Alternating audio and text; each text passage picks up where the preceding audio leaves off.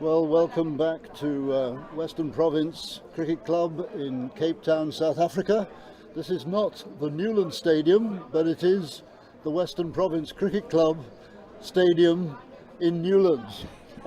Now, to explain the difference between the two, I'm going to hand you over to somebody who lives in Cape Town and who is very familiar to Scottish voices, Scottish cricket followers, none other than the very first coloured cricketer ever to play for test matches for South Africa, no one else but Omar Henry. Hello, Omar.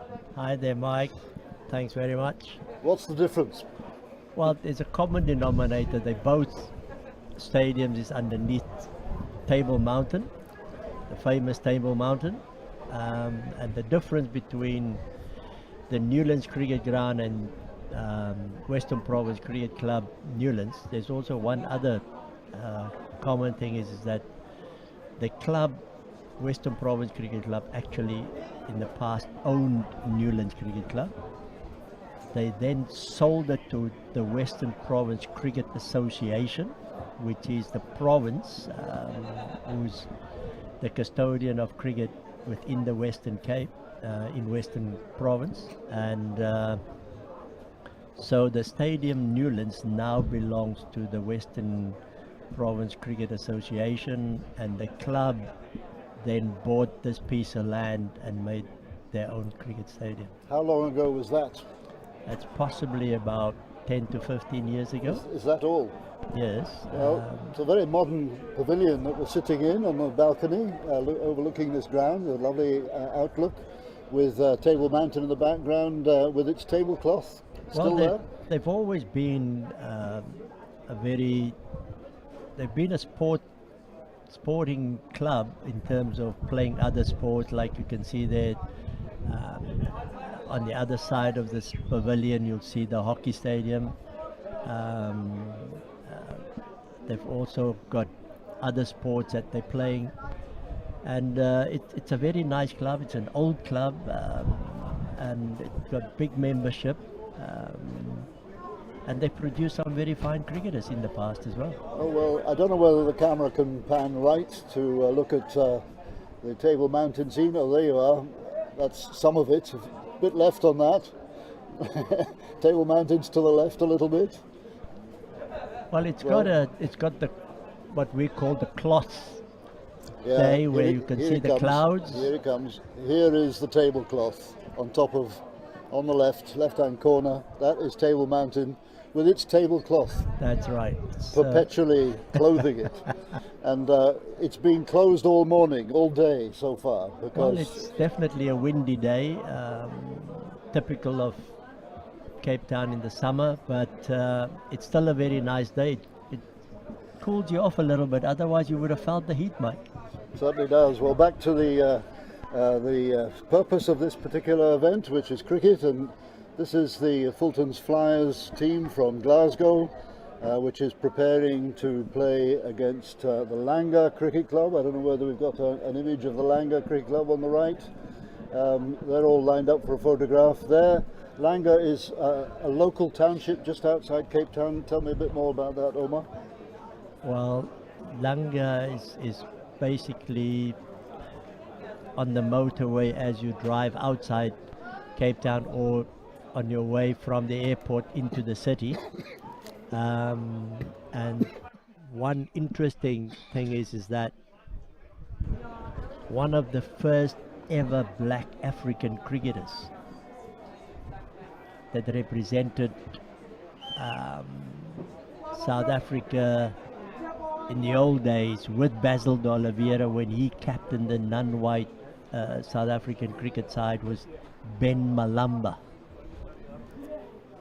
He was a quick bowler, and I saw him as a boy bowling on matting pitches. Goodness me, that betrays your age. So he was from Langa, and he basically became the father of cricket in Langa.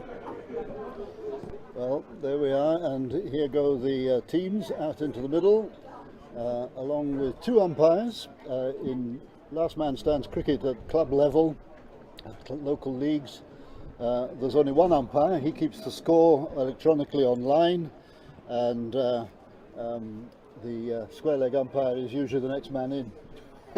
So Fulton's Flyers won the toss and very boldly put in the Langa team, and this may be borne out by the fact that there was a team from the same club in Glasgow, Clydesdale Cricket Club, which came here in 2003. It was their under-21 team, and they played their last match of their tour, week-long tour, against the Langa Cricket Club.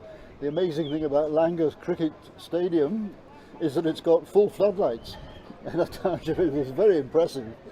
And I think the Clydesdale scored 220 in 50 overs. I don't think they were all out, and thought they'd done pretty well. They lost by 10 wickets. So never underestimate the opposition, particularly if their name is Langa. Now there's a history of cricket there in Langa. The last one at the moment that's playing for South Africa is Bavuma. He's the latest contributor to the South African cricket team. Other one that comes to mind is Tame Cholakele, who's the wicket keeper. So there's some good sportsmen coming out of Langa. They love their sport.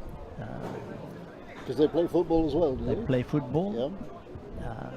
Football is possibly bigger than cricket, but Langa's historically also a very cricketing community.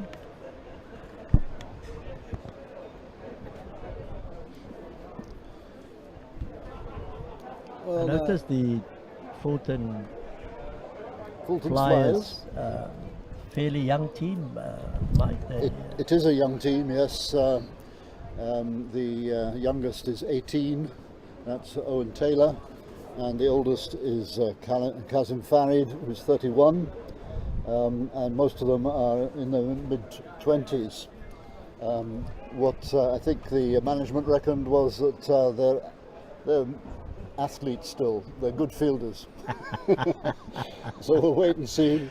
And the opening bowler believes he's an athlete, but I regret to say that he still smokes cigarettes, and I'm trying to wean him off that. His name is Billy Patsada, and Billy is number 14 on his back. And the opening batsman is the number 5. I'm afraid I don't yet know his name, but we're hoping to find out fairly quickly.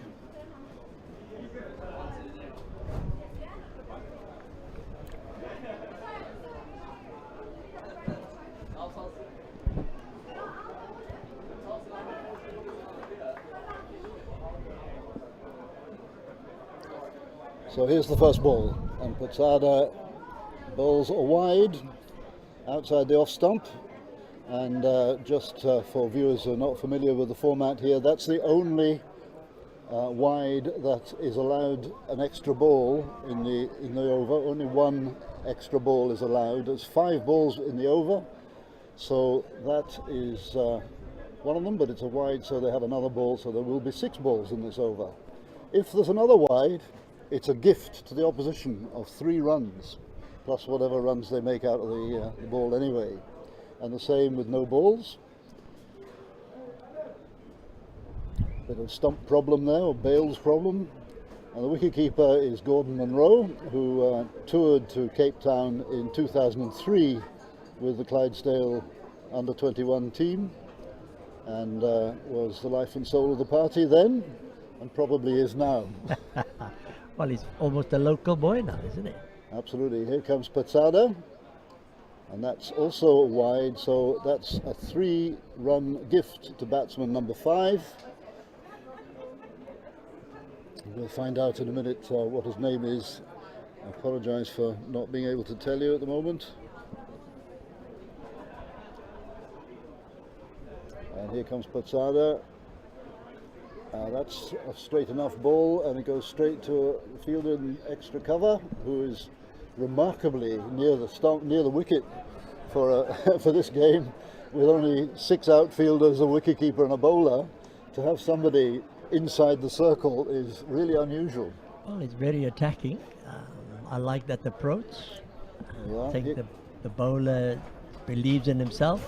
yeah, and there's another one that's just gone for a single there. So number 5 is off the mark with a legitimate run. He's got 1 plus 3 gifts.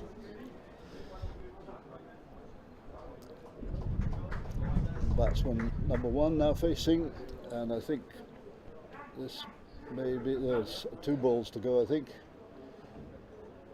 How was that? That was an appeal. Where did the ball go? It went for 4 byes, was it? Yep. Or was it off the edge? I didn't quite see that. Let's have a look at that again. Oh, it was an inside edge. Came back nicely. Came back very nicely. So that was unlucky for Putsada. But anyway, it's gone for 4 byes, or four runs rather, off the inside edge. And that takes the score, I think, to a bit more than 5, it says here. And this is the last ball for Putsada. See what he makes of it. Coming up to number one batsman. And that's another gift of 3 runs.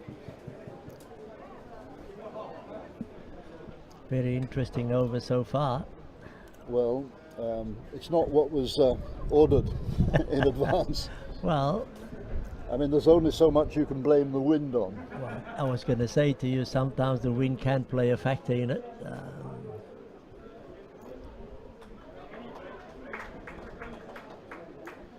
So that is the end of the over, because you can't have more than 1 extra ball, and that was it. So after 1 over, the Langa score is 12 for no wicket. What I found interesting is that the game before, both teams started bowling into the wind. Yep. Where Scotland is bowling with the wind. Yep. Well, that's another inside edge, as far as I can tell. That was the first ball from Callum Drummond, who was born in South Africa in Mafeking, and his mother is South African, but his father is from Glasgow. Okay, lovely. So he was born with both passports. Okay.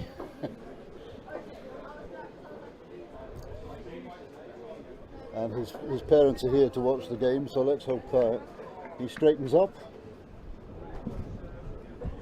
But they ran 1 and got 3 extra there, and that's a simple push out to mid-off for a single.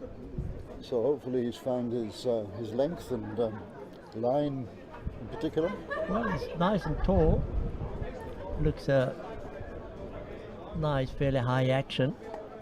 Yeah, that was on target, wasn't it? He's a student of cricket at Loughborough University in the UK. That's an elite university specialising in cricket, one of I think 4 or 5 only, 2 of them being Oxford and Cambridge, and I can't remember which ones are the others. That's a better ball as well. So I think he's got on target fairly quickly, and it's important that they all do that from the Fulton's Flyers point of view. The score is now 17 off nominally, I think, 10 balls. We're in the second over, and that was a dot ball.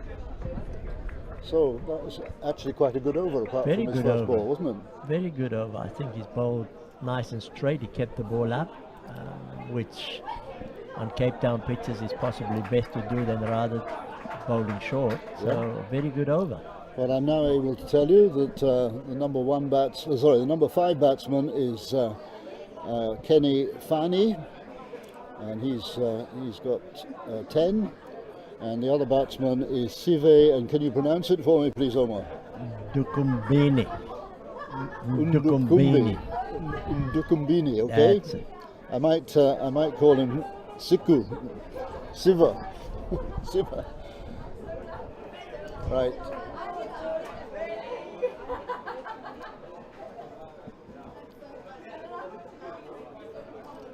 Right, the new bowler here is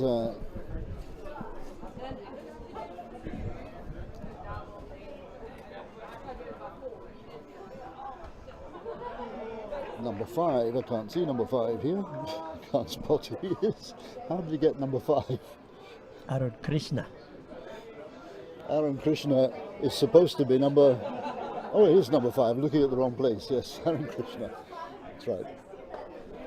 There we are, and that's a nice shot through extra cover. Sorry, mid-wicket. Just a single. Krishna looks as if he's reasonably on target. Now, Krishna is a member of the first 11 at Clydesdale Cricket Club. You have to be an all-rounder these days. But he's a reliable cricketer. Born in India. And that was a big swipe which he missed completely. Batsman number 1, that's Sive, I will call him, because I can't pronounce that name. Dukumbeni. Right. We'll do a double act. That's right. I'll make his first name and you do the second I will name. do the second name.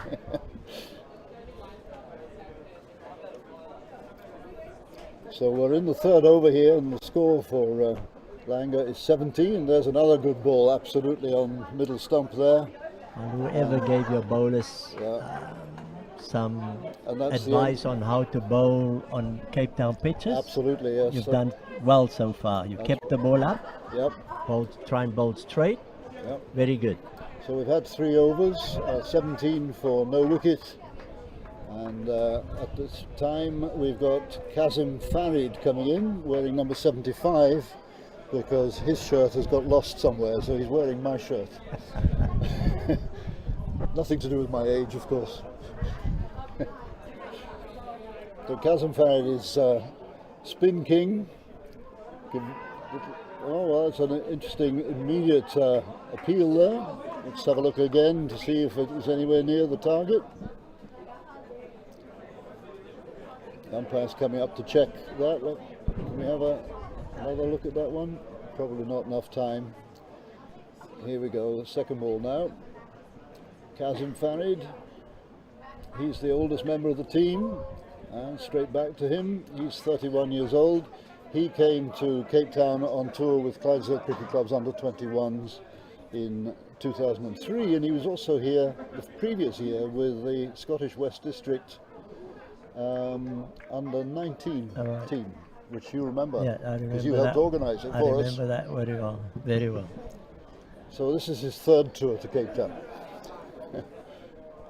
Now this interesting thing I'll tell you in a minute about Kazim. Oh, well taken, going down the leg side, it seemed to be enough. Kazim Farid is the one member of this team who's never played LMS before, and I'll tell you why in a minute. He comes for another ball here, and that's a very fine edge, and that's gone for 4 runs. So that spoils what otherwise would be quite a good over for Kazim Farid. The reason why he hasn't played like Last Man Stands was last summer in Scotland. He was selected to play 3 games, and they were all rained off. And then he would have been playing in the finals. He would have possibly played 4 games in the finals over 2 days. They never took place. These are the hazards of cricket in Scotland. You've been there. I've been there. I've gone through one season like that. It was a complete nightmare for me. And we now have Andrew Scobie, who is the vice captain of this team. And where has that gone to? That was a bye, just for one bye. I think that was one. Anyway, Langa 23 runs for no wickets. Well, the bowlers are beating the bat quite frequently. Well, they kept the ball up. I'm very impressed for a visiting team to come to Cape Town and Andy Scobie. do most of the things right in terms of bowling. And he's been given out LBW. Now, Andy Scobie is not really a bowler, but he always takes wickets and never lets you forget. Well, he bowled straight, which is very good. Yes, indeed. He's an accountant by profession, so maybe he's counting the wickets. Well, he can certainly count the right way. So that was Kenny Fanny, LBW, Andy Scobie for 15 runs off 10 balls. Of 16 balls actually. I must adjust my spectacles here. So that was a promising innings cut short, I would think, from the Langa point of view. And Sivi Ungungumbini, That's it. he's not out 7 off 8 balls, and he's being joined by number 3 now.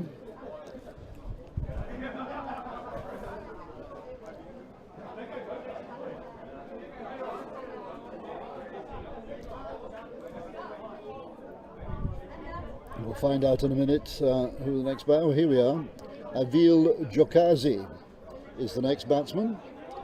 Avile Jokazi. What kind of background is that name? I first have to see. Well bowled Scobie again. Certainly had a fantastic over. Just 1 run off it, I think, if I remember rightly. Very impressive so far. And this must be his final ball of his first over. And that's another dot ball.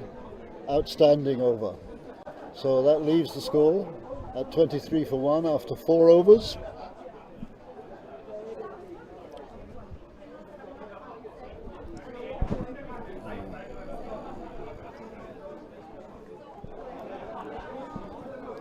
So skipper Paddy Barber very quickly trying to work out which bowlers are in form, and I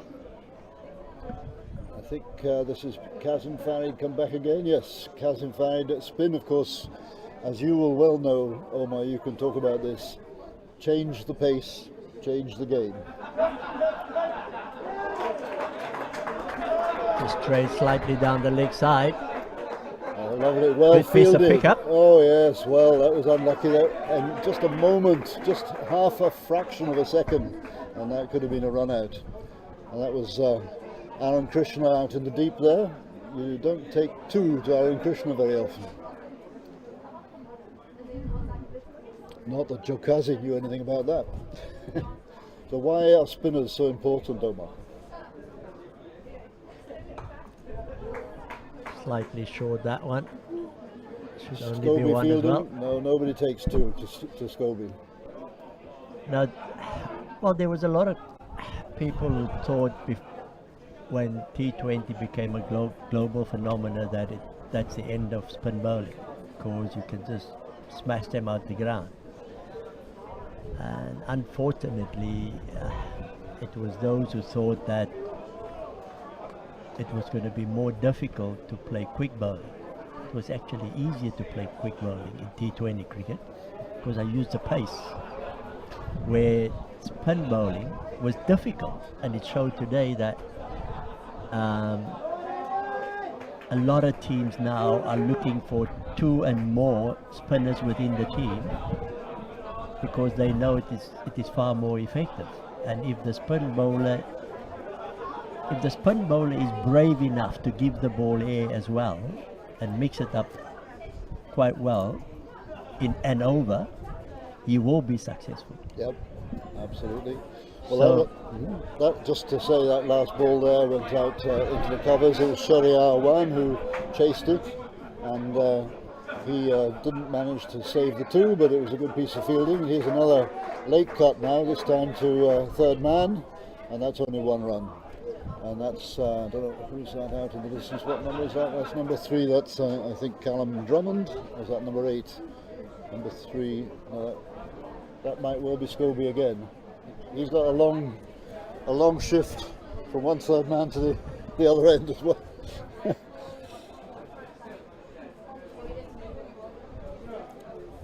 Well, Scobie's actually bowling, so that's the reason why it's not Scobie.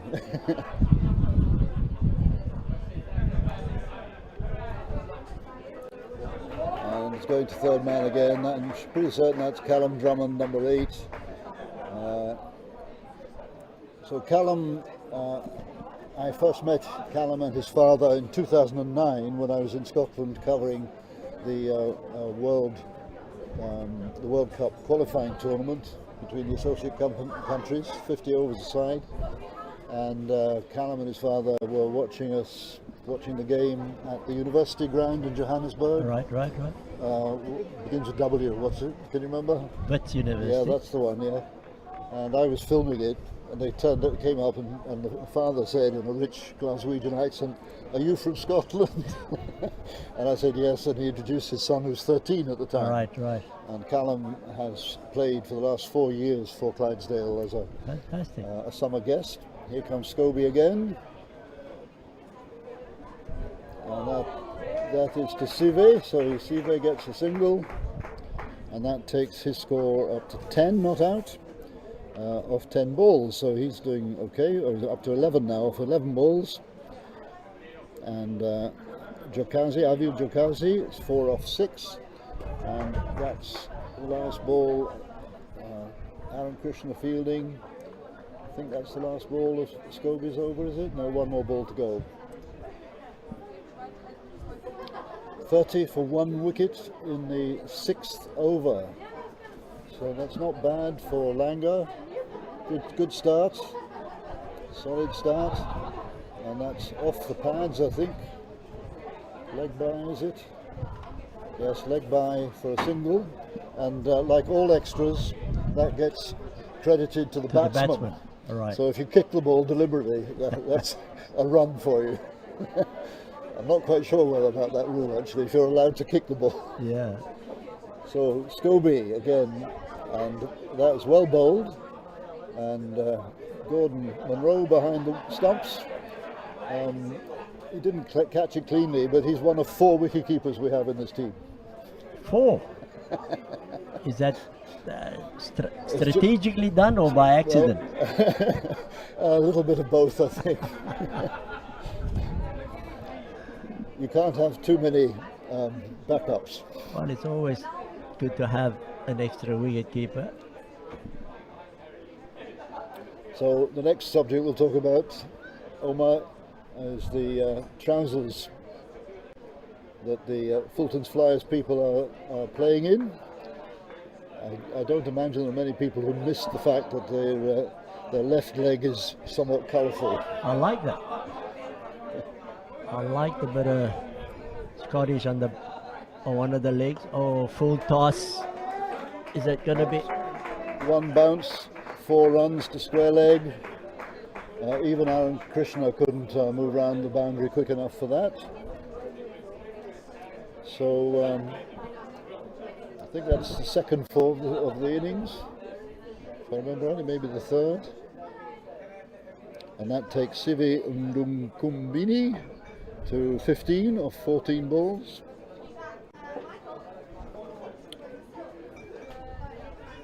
And this is Kazim Farid having a shy at the stumps, but he was sent. The batsman was sent back. It was Nkumbini who was sent back, much against his better judgment. So I think the wind is perhaps moderating a little bit, is it? Yep. Does this happen in the evenings, is it?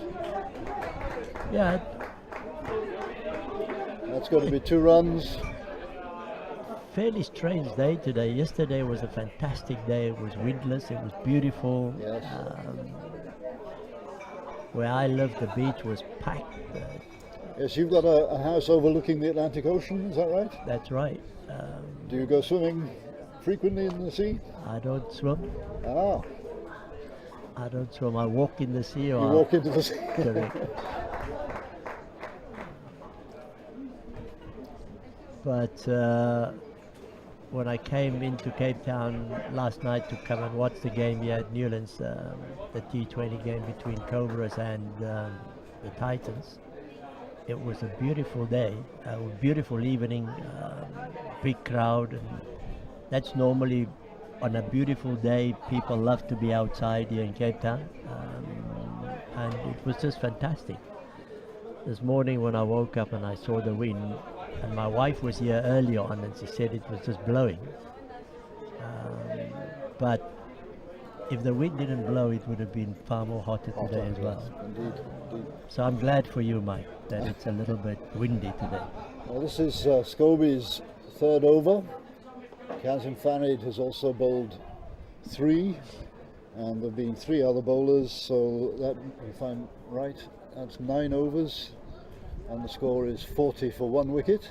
Well, if you say to me Scobie is not a regular bowler, then I am very impressed with him. His control is phenomenal. Yes, indeed. He's bowled very straight.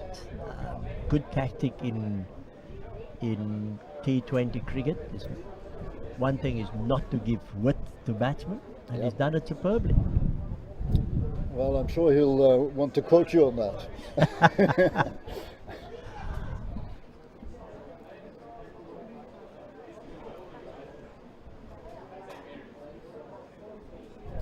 That's just turned around the corner again, and that's Aaron Krishna going to cut off the boundary and getting the ball in, but not quickly enough for a possible run out.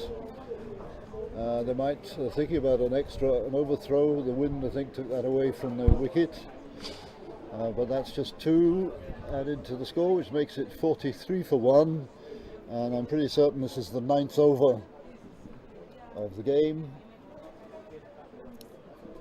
20 overs aside, 5 balls per over, and that's just a very straightforward single out to deep mid-on. 44 for 1.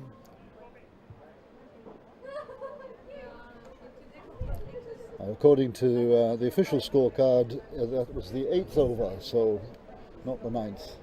I miscalculated somebody here. Let's see who bowls now.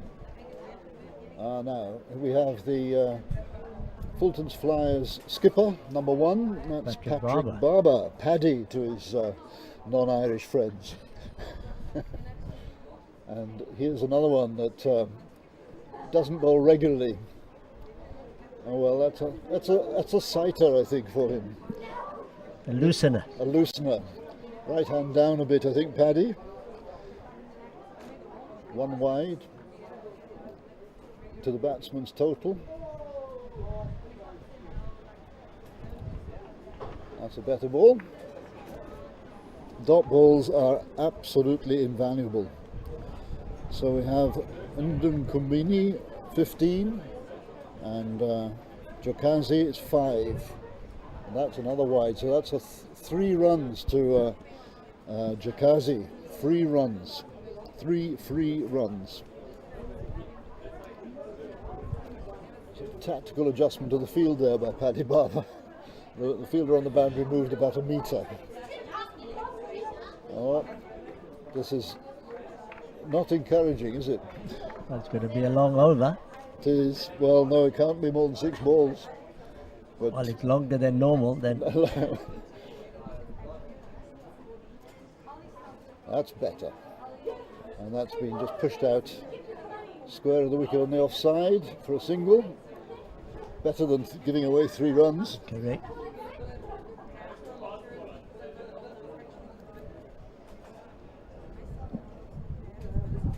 Now, that's a disallowed ball for some reason. Didn't see what happened there.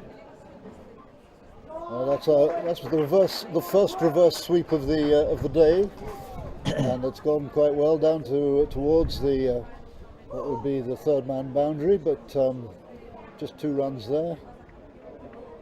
2 runs to Ndung Kumbini. Kubini. Kubini. It's very difficult to get your tongue around that, actually. Well, it's a silent N onto the D. Yes. I must try harder. So it is not so easy. No. Not so easy.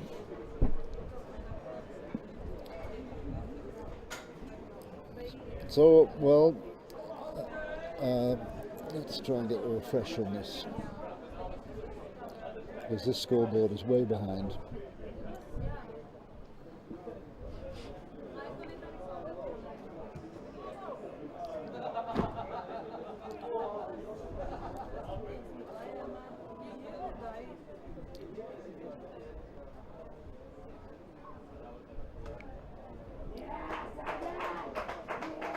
too wide outside off stump. Very nicely played off the back foot. Might go for 3. Yes, they do.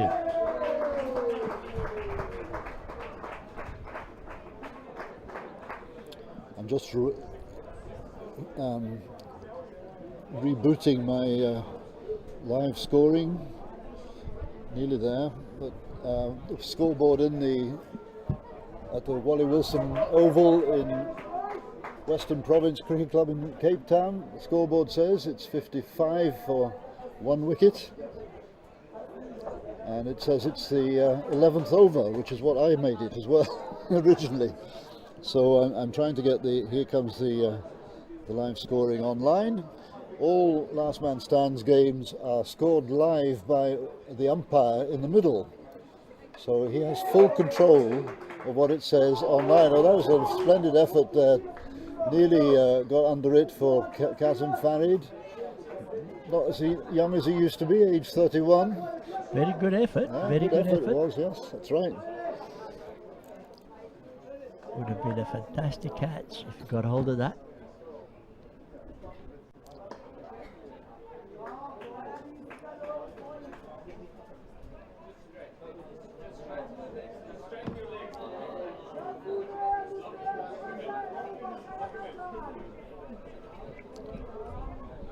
Keep talking, Omar. Keep talking while I'm trying to get this back up. Oh, just misfielded it of his own bowling. Much better. Shariar Awan is the bowler. Another of our ubiquitous all-rounders.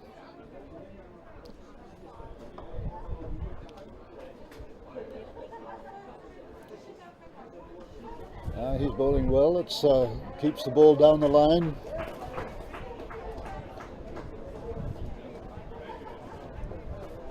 Well, the bowling of the Fulton Flyers is very impressive in terms of the amount of boundaries scored by the Langa batting team at the moment.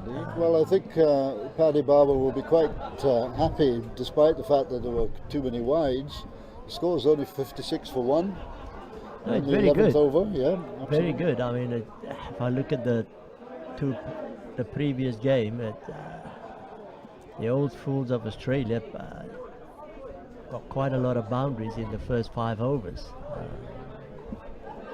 And by the time Mackenzie went in to bat for the Alex Chiefs, there was also a lot of boundaries. So far, the Fulton Flyers are doing very well.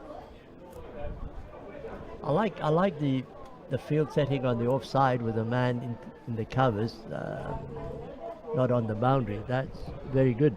Well, it's attacking, isn't it? It shows what's wanted. Well, that's a 1 bounce. Ball out to Callum Drummond out in the deep there, number 8. Easily picked up. No chance for 2.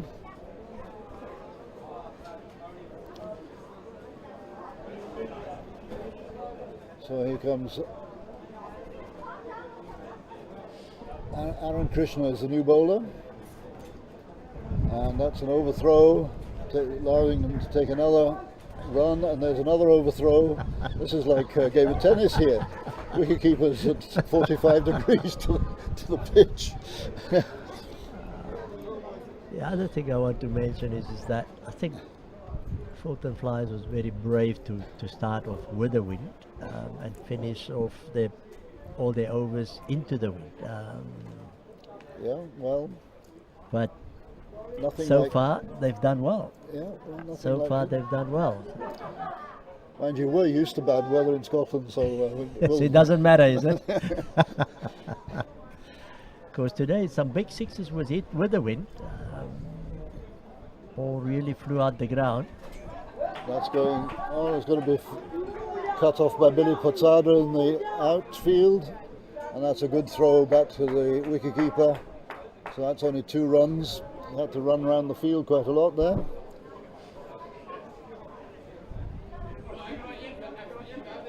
When you consider that this is the first cricket match that these Scottish players have played since August, actually, because it rained the latter half of August and September. No, you won't say that. I mean, the application and the skills is still fairly good, apart from the few wides, but that's understandable. You That's a know. wide. So they haven't had any cricket outside. No. Well, that's No, very good. I not at mean, all. it's to come out and just apply your skills immediately from a winter. I think it's excellent. There's the one. Just got hold of it, and the That's wind the carried first it. six. Fantastic shot there by Jokazi. Non-strikers No, very no. pleased with him. Yes, absolutely.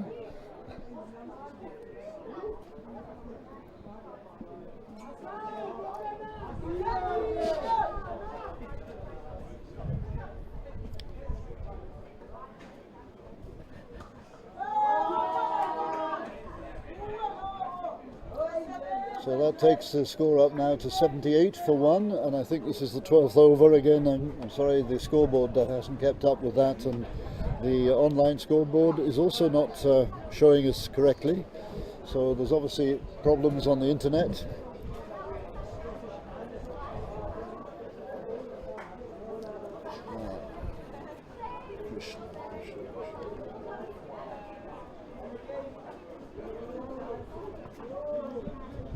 And here comes Billy Pasada again. Let's see if he's got rid of the wide syndrome. This is his second over of the innings, and we'll see how well he copes here.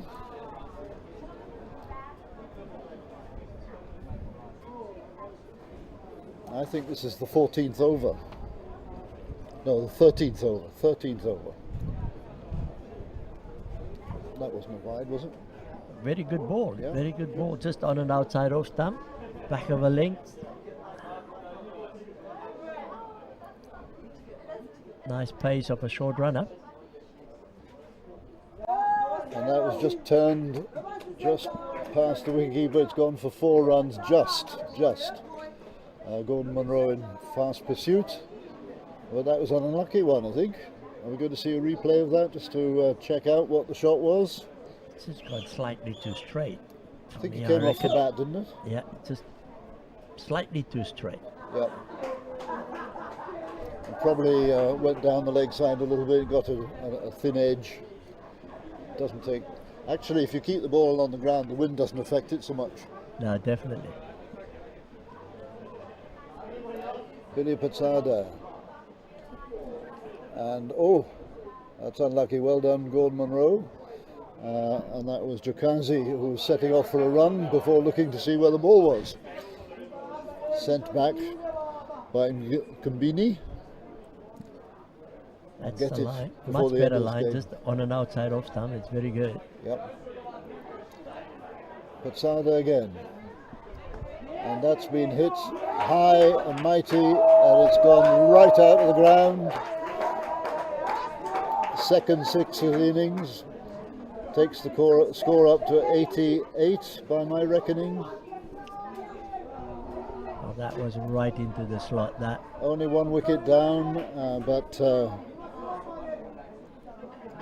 we have Jokazi on 42. So he's approaching the retirement mark of 50. When you get to 50, you have to retire and come in at the end if everybody else has lost their wicket. And the other opening batsman, who was Kumbini, he's on 29, not out. So they're busy conferring in the middle, and that's the end of the 13th over. And who we got now? We've got Callum Drummond coming back to bowl. Born in Mafeking, lives in Loughborough, and commutes between the UK and South Africa. Loughborough University is that in Durham, is it? Loughborough, he's in his second year at Loughborough, the elite cricket university. Okay. And at the end of his first year, he played for the first team for the first time, and I think he took 4 wickets and scored 20 odd runs. Fantastic. So that was all right. So I think they'll ask him back. Fantastic.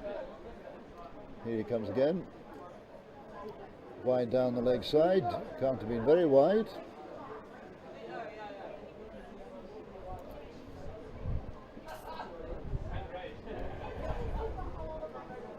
The wind, of course, is coming straight down into the bowler's face, so you would expect the ball. There's another one down the leg side, you see, and it's only just down there. Yeah, it's not so easy to come into the wind. No. Very disruptive in terms of your run-up. So Drummond again. Now, oh, that hits the... That, I think, has hit him in a very delicate spot. He'll recover, I'm sure.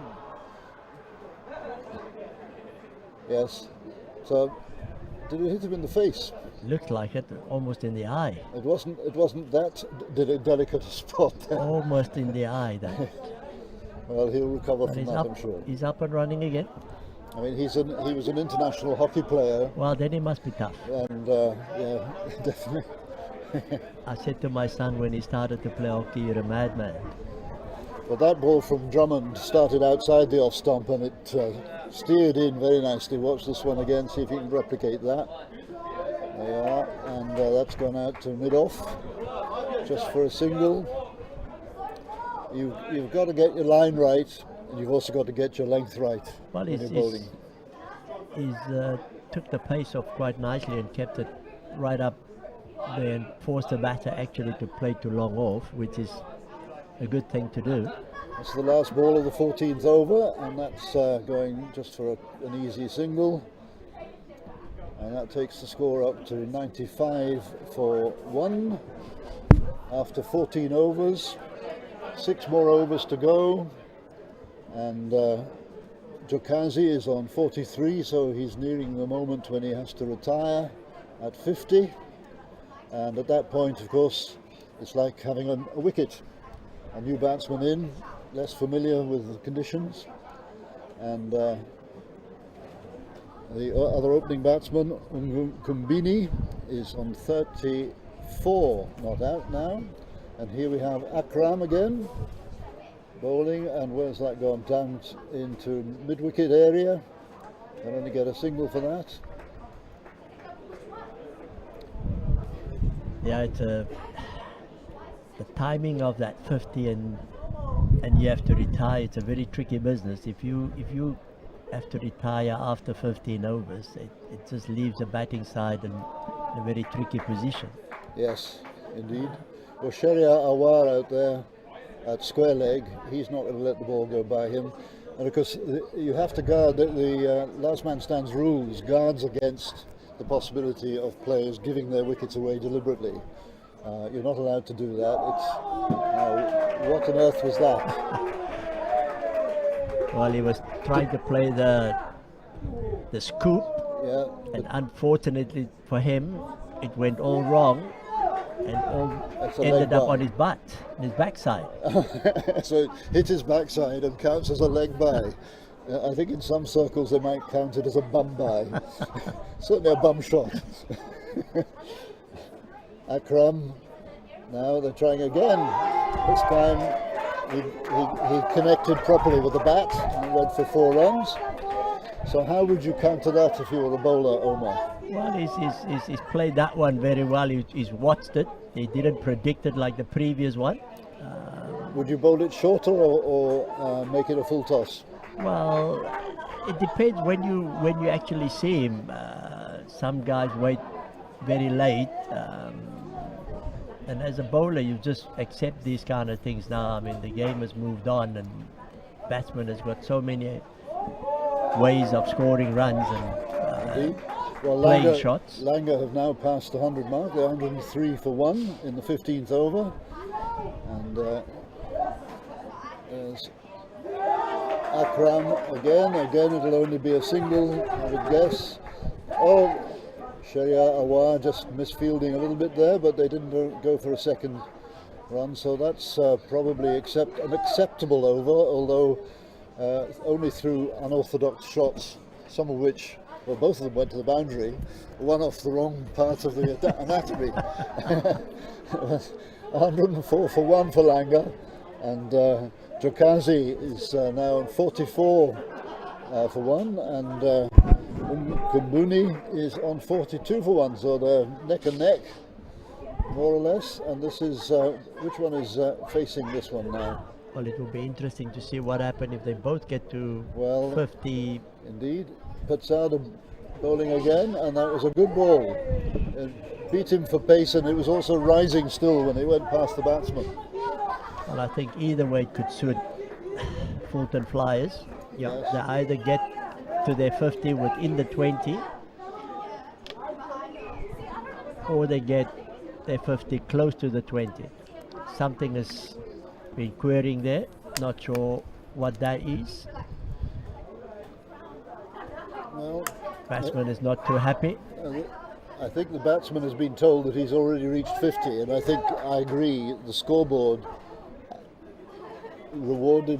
Wait a minute. What's happening out there? The umpires have been consulting, and I'm not quite sure who's wrong.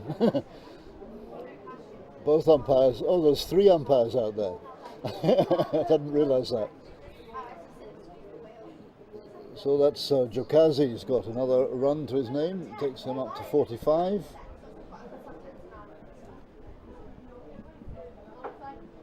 No, that was beg your pardon. That was not Jokazi. That was Nkumbini. It goes up to 43. This is Jokazi.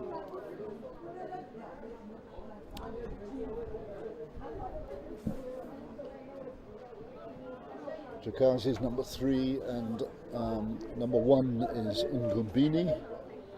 It's very difficult to tell them apart with both players having helmets, unless you see their backs with the number on it. Billy Patsad is the bowler, and that's almost wide outside the off stump, but perfectly well thought of by the umpire, and Gordon Munro with the gloves stopped it from going any further. Oh. Can he finish well now? It's been a very good over so far. Indeed. This is Billy Patsada's 3rd over.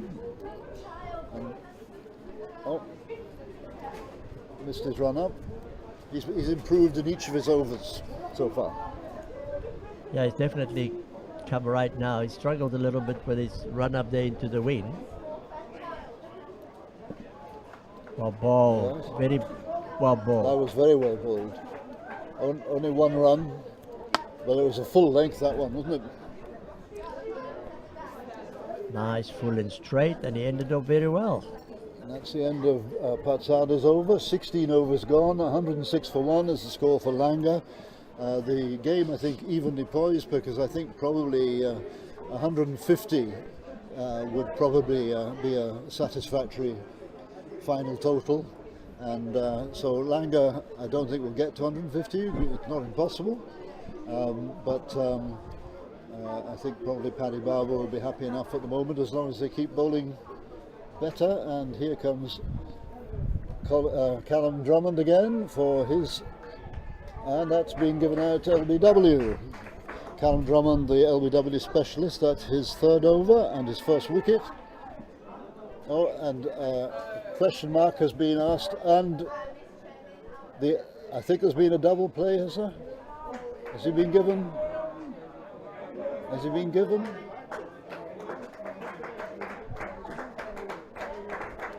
There's some dispute with whether that was unsporting. Gordon Munro went up to the other end of the pitch to take the bails off. And it's possible, yes, so they're all kissing and making up. Paddy Barber, I think the Fulton's Flyers skipper probably used his discretion to allow that wicket to stand. I think the batsman wasn't aware of that double play situation. Yes, maybe, yes, that's right. Have we seen a replay of that? I'm not sure that we have. Maybe see it again at some stage just to check it out. Anyway, the batsman is still there. That's number 2, the opening batsman, who was Nkumbini. He's on 43 not out. And the new batsman is number, can't see it quite, 31 is it? That gets him off the mark. 107 for 2 wickets now, Langa, the 17th over. And the bowler is Callum Drummond. And there's another scoop, gone for 4. That's his favourite shot, isn't it? Yeah, that was the same guy. There's quite a big gap between square leg and the wicket keeper. There's no fine leg, No, that's right. which is actually a very good field setting. But you can't, frankly, the batsman doesn't know where the ball is going to go. Well, He has a good idea, when but he does go straight, they play the scoop. yeah, If he bowls on and outside off stump, it's not that easy.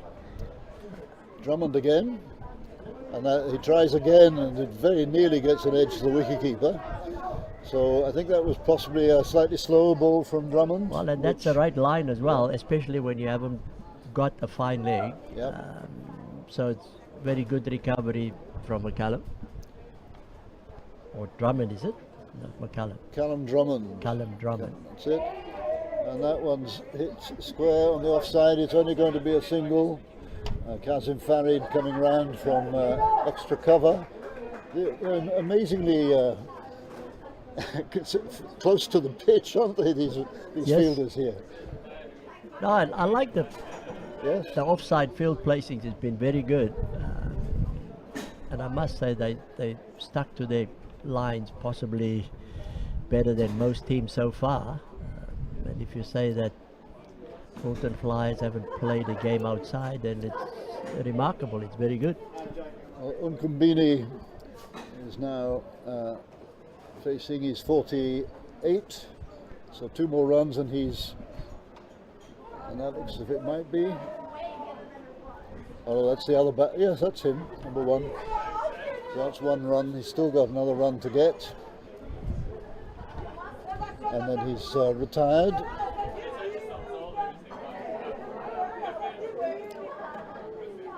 And this is Aaron Krishna's final over. He's kept that for a single.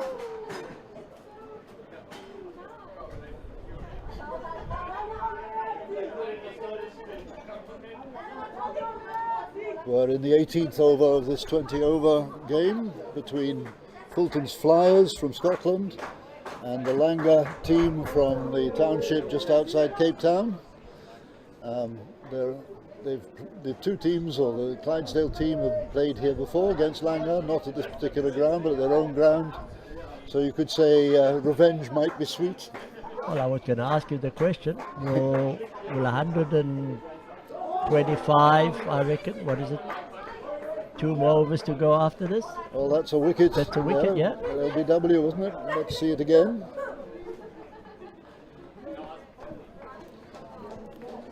It's Krishna's wicket.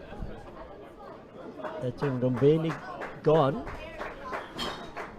In comes Shah Langeveld, the guest player. He can wheel the willow. So it might be an interesting 2 overs to come. Yeah, Indeed. LBW. Indeed. I was going to ask you whether 120, 130 will be Well, okay for the Fulton Flyers. Oh yeah, definitely. 130 would be. They can manage that. They're very happy about it. I mean, in our conditions in Scotland, we would reckon 150 minimum is what you want.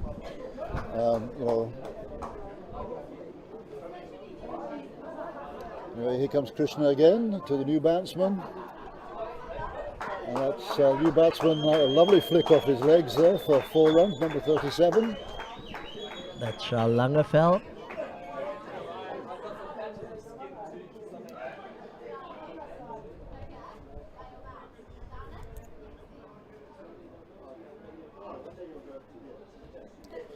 The internet is showing this match as being completed. Is that it?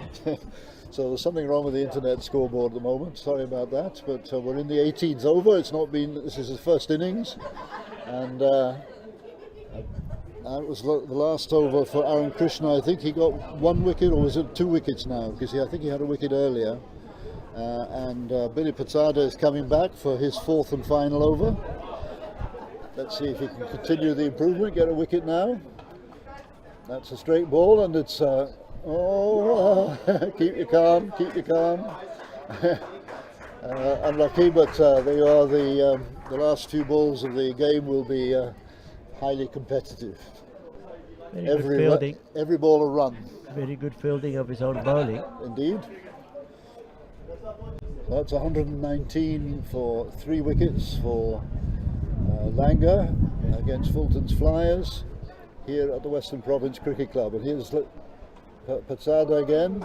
That's going out to deep mid wicket for only a single run, unless there's an overthrow. Not likely. 120 for 3. Langerfeld had a good hard swing to that delivery. 8 balls left in this innings, theoretically.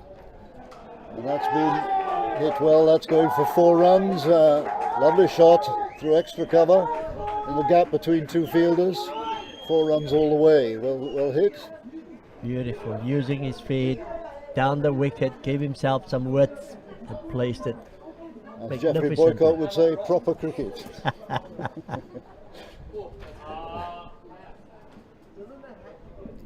So Patsada again.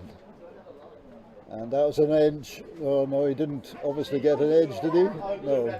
I thought I heard a click. I saw him coming and just bowled it a little bit slower, a little bit wider. Very clever. Yep, absolutely right.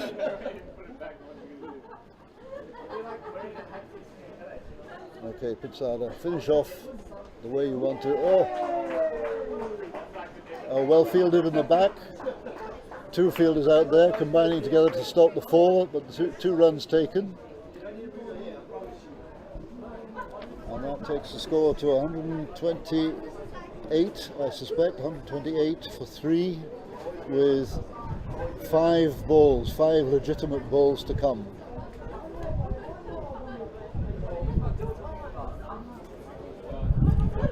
So who's going to bowl the final over? It's going to be Callum Drummond, the local lad made good. He's already taken 2 wickets. This is his 4th and final over. And he is the one that realised that if you slow the pace down, it flummoxes the batsman. And you can't do a scoop with a ball that you don't know when it's going to arrive. Correct. So here he comes now.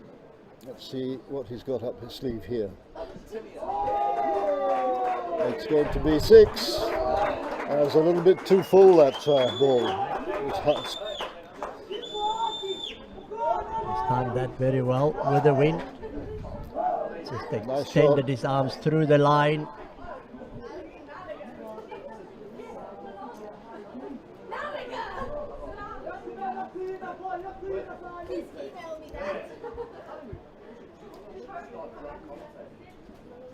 And that one goes just for a single out to mid-on.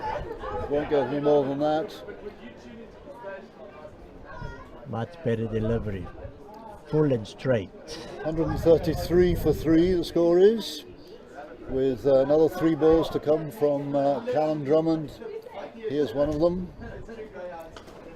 And that's going out to deep mid-wicket for a single.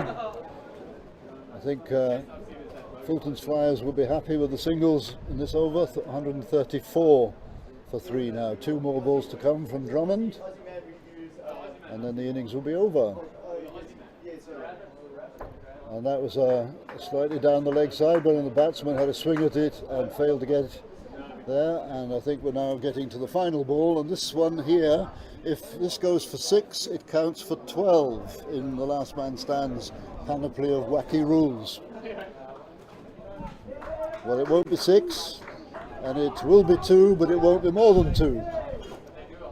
So I think both sides will be reasonably happy. The final score here at Western Province Cricket Club, Langa have scored 136 for 3 wickets in their 20 overs against Fulton's Flyers from Scotland. Langa, of course, the local town, the local township outside Cape Town. Fulton's Flyers from Clydesdale Cricket Club in Glasgow, and Omar Henry has been my co-commentator for this particular innings, who can tell you a little bit about his experiences of being in Scotland and being a coach in Scotland for 13 years, I think. Been a very long time, that, huh? Never thought that I was going to be there in Scotland for that long, but I think 13 years well spent, 13 years of enjoying my cricket. You started off at Pollock Cricket Club, which is a near neighbour of Clydesdale, they're great rivals, and you were responsible for bringing through two more left-arm spinners like yourself. Yeah, a guy called McKnight and the other one Keith Sheridan. Two lovely kids. They loved their cricket, they were very passionate. Two lovely guys to work with, and saw their progress, and I think they've done fairly well for themselves. What other clubs did you play for and coach? Well, I went to Stenhousemuir after that, in the east, which was quite good to get experience of what cricket was in the east. And then I went up north to Arbroath, which was also another good experience. It was sort of an educational. Was he? He was a wicketkeeper? Who was that? Brown? No.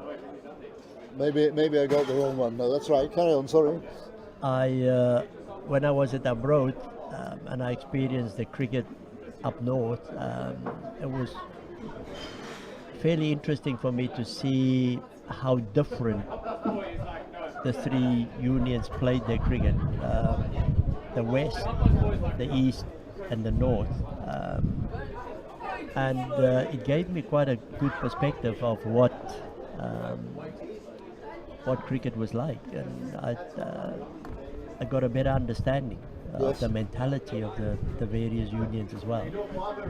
And did you bring that mentality or the knowledge of that mentality to your Scotland coaching job? Well, it helped me. It helped me to manage the players, and it helped me to get them to work together and to understand that, because that was sort of one of the catalysts of knowing your teammates and sort of complement what they're doing and enhance what they're doing to one another. And if we can add all those little things, because when 10 amateurs and one professional play against a county of 11 professionals, you need more than just your own effort to beat them. And I think that was one of the key things that made us develop into a better team, and eventually had the occasional victory over the counties. And you were, of course, a player coach at that stage. Yeah, I mean, it was in a way an opportunity, but on the other side it was also me getting thrown into the deep end, and it was a case of sink or swim. But it was I thoroughly enjoyed it. It was a great environment. The players that I played with had a lot of passion. They sacrificed a lot because they were amateurs. And for me, the encouragement was every time I come over there, year after year, I saw the improvement in the individuals. And for me, that was very good. Kept me going. So I also benefited from that environment myself. My own cricket improved as well. So it was very good. And on a personal note, both your children were born in Glasgow, were they? Or in Scotland? Yes. Well, two of them. The middle one was born here. She's not very happy with me not being born with the others in Scotland, but that was my life. I was like a gypsy traveling backwards and forwards. And how many of them are playing cricket? The one, my son, my baby son, he's now playing in Scotland, and he's enjoying himself. He's had his first season with Fergusley, and for his first season I think he's done very well with the club. I think they came second in the league. There was an opportunity for them to win the league, I think, but they just fell short in the middle span, and then towards the end they came right. But that's all part and parcel of experience. He thoroughly enjoyed it and looking forward to go back there again next year. So Scotland has been a major influence in your life, and Scotland's cricketers have been under the influence of the Henry brand for some time. Well, I think that Scotland has done well for me. Did it help you to become the first coloured player to play Test cricket for South Africa? Well, it most definitely helped me. The mere fact that I could play for 12 months of the year, that was part of my plan to develop my own cricket. The mere fact that I could play for Scotland against counties just tested my ability to improve as well. That kept me going. And then possibly the best thing that could have happened to me was to play international cricket for Scotland. And by the time I represented South Africa, international cricket wasn't new to me. So by the time South Africa picked me to play for them against another country, I had the self-belief that I belong in that arena. So yeah, it was fantastic. I hope that I could see Scotland one day become a full member, like an Ireland and an Afghanistan, because I think the talent is there. They do have, as a country, their challenges in terms of the weather and conditions, but history will tell you that some very fine cricketers come out of Scotland.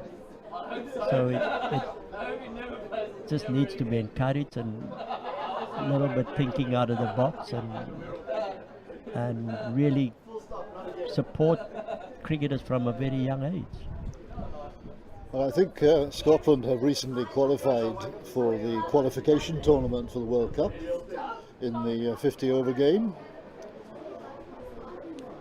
Well, yeah, I think that is one thing that Scotland need to keep going, is to keep striving to qualify for the World Cup, and then the next step in the World Cup is obviously to do well in the World Cup and start to get some victories under their belt in the World Cup.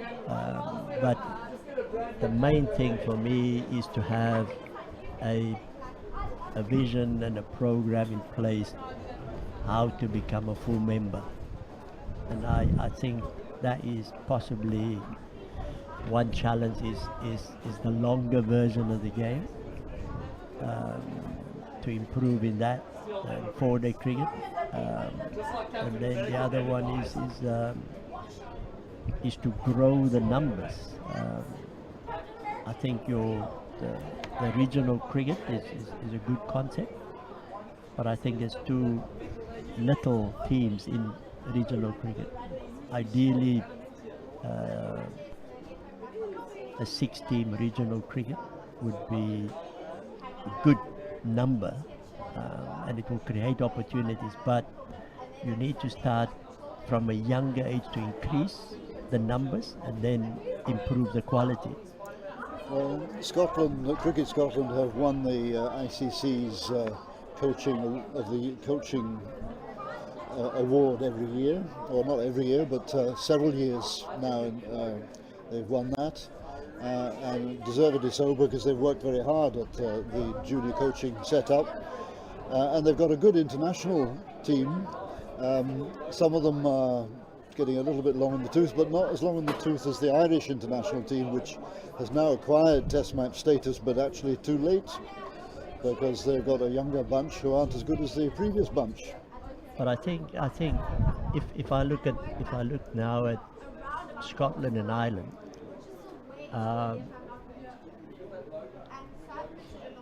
earlier when I was in Scotland produced quite a lot of players who played county cricket. I'm not sure whether that number has increased now or whether it is less. But Ireland followed that strategy, and if you look at almost 7 or 8 of the Irish players, they've had a very long career in county cricket, and I think that is where they learned their trade and got better. So maybe there is a recipe for Scotland in terms of getting more players into county cricket on a regular basis at a young age, so that they can get benefit from that development processes as well. Well, here we are, the Fulton's Flyers innings has now started.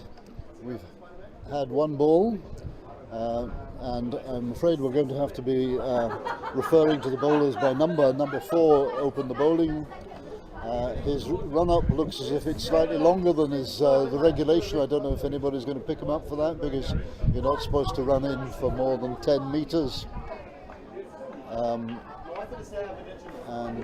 there seems to be a lot of celebration about nothing there. Because the opening batsman is skipper Paddy Barber, and he's having nothing to do with any kind of appeal for whatever it was. But there have been two dot balls, and as I say, this bowler has got a run-up that's too long by the rules of the last man stands, and so that's another one that another dot ball that he's failed to connect with, and the bowler is not happy with the fact none of the balls have connected, not even an edge, but he's taken the third man slightly finer, just in case. The ball goes for 4 down there, and here comes ball number 4, and again the same ball, same result exactly. 4 dot balls. Well, that's what you want from an opening bowler. Very interesting tactic. Hit the deck back of a length, outside off stump. I think the batsman has got a run to his name, and I think that must have been a wide. Because he doesn't look the umpires. Yes, the umpire is now telling him you're not allowed to bowl that length of run up. Quite right. There you are, he's shortening his run up 10 metres. I wonder if they took that hint from me. Here he comes. And that's the 5th ball of the over, that's the end of the over. So the score is, after the first over of the Fulton's Flyers innings, is 1 for no wicket, and that one was a wide, credited to skipper Paddy Barber. We'll see how that goes, and the other batsman who's about to face is number 13, Sheriar Awan, age 22. He's one of 2 qualified accountants in this team. We have a qualified doctor. So you shouldn't have a problem to work it out how to get to 136, eh? Well, we shall see. It's 136 to win now. I have it on the best authority. Well, if you've got 2 accountants, you should know how to get there. Absolutely. So, and the second bowler rather, is number 5, I think. We'll just check it out. He's a slow bowler, and he's leggy, I think. Oh, I love that. Love that. He's almost like Mr. Adams, Cherry. looking down at the ground. What number Looking is at he? his feet and not where he must bowl. Yeah.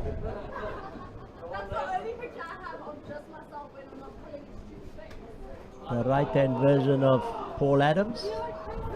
Could be 2. Oh, it could be 2, yes. Should be interesting. Yeah, well, there you are. That's 2 very well taken runs, and that is number 5. I wonder what his name is. Well, interestingly enough, is that Langa also decided to bowl with the wind. Right. First spell. There's a name, Nitala. Nitala was the first bowler, and this is Fani. Fani.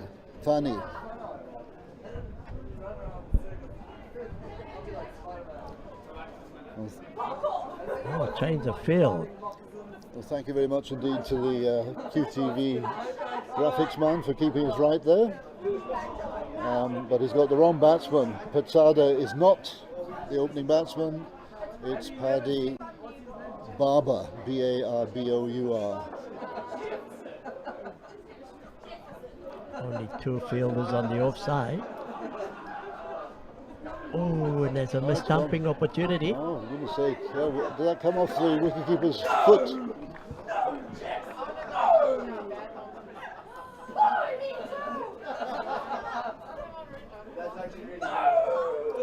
So that takes the score to 4, I think.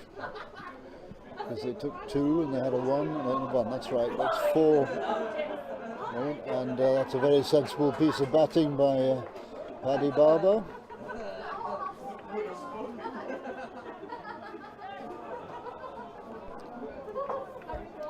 And is that the end of Fanny's over? No, one more ball, I think.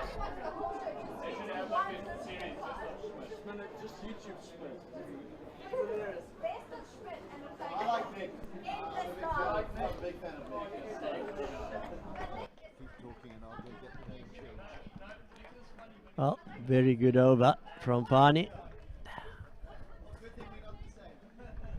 Missed opportunity of stumping. And so far, 2 overs gone. The Fulton Flyers 4 for no wicket.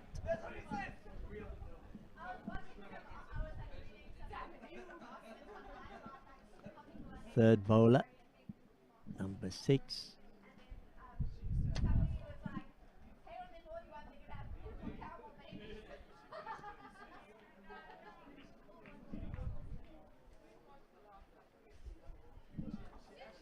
Another spin bowler, right arm. Also a leg spinner. Oh, missed it completely. Hit him on the pads. Good fielding by the keeper.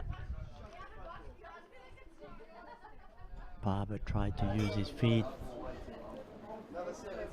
Unfortunately, couldn't get back onto it.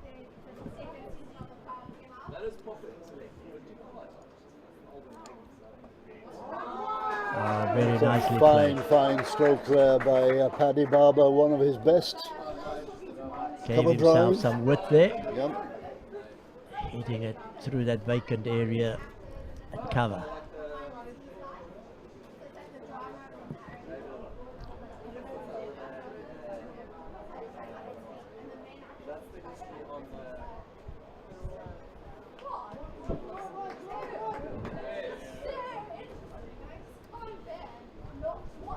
Bowler number 6, and that's going for 4 certainly.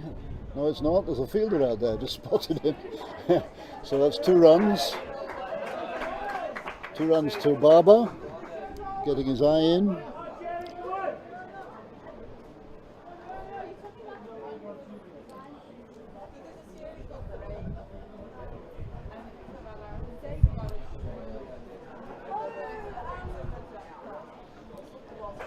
Beautiful ball.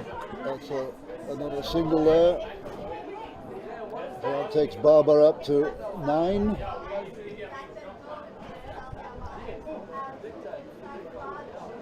And meanwhile, Sheriar 1, who's facing now, he was on 2, and that's 4 runs because it escaped the fielder.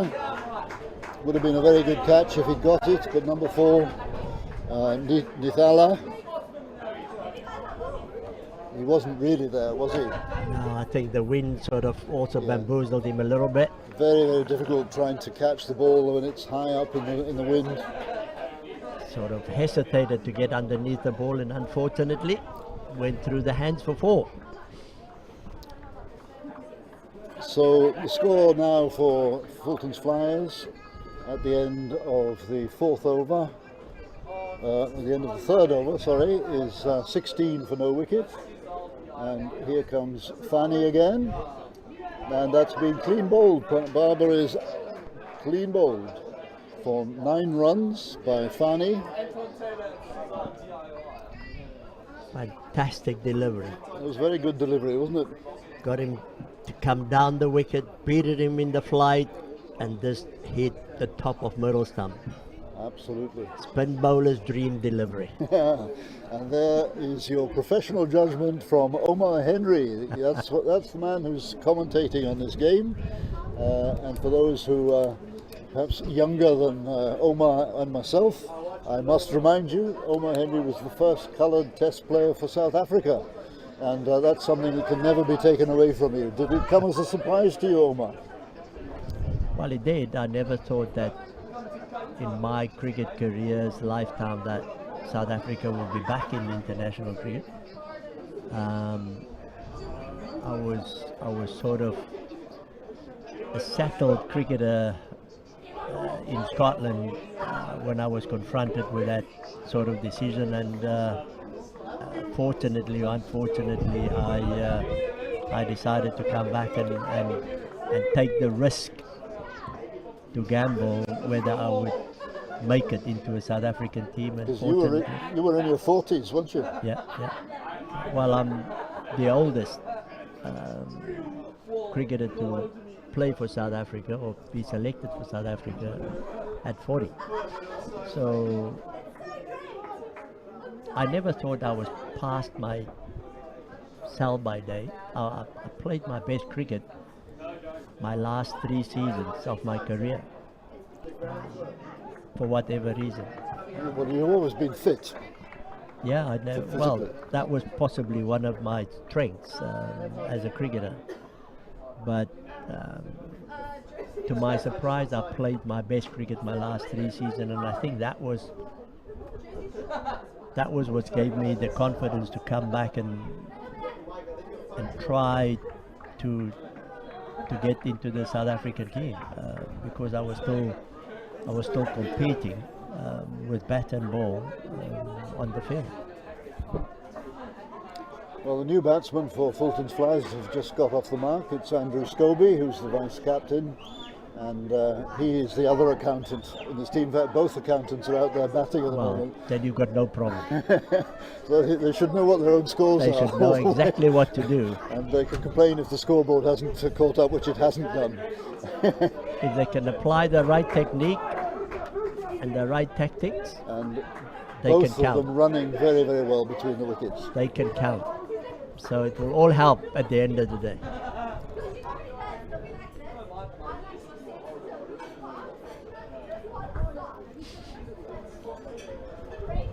So that's the end of the 4th over.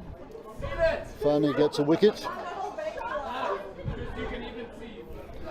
And who we got bowling now? Is this the same guy? No, it's another spinner. We'll see what his number is in a minute. Number 5. Oh, that's Fani back again. He must have. Was it? Maybe it's the same over. I thought it was over. Is this the same over? Yes, the over's finished now, yes. It isn't finished now, beg your pardon. I'm way behind there. So now it's 4 overs gone, and Fani has got the only wicket so far. Fulton's Flyers has got 2 accountants batting out there. They're consulting each other, making sure that they still can add up, both of them, to the same total. And the total for Fulton's Flyers after 4 overs is 20 for 1 wicket.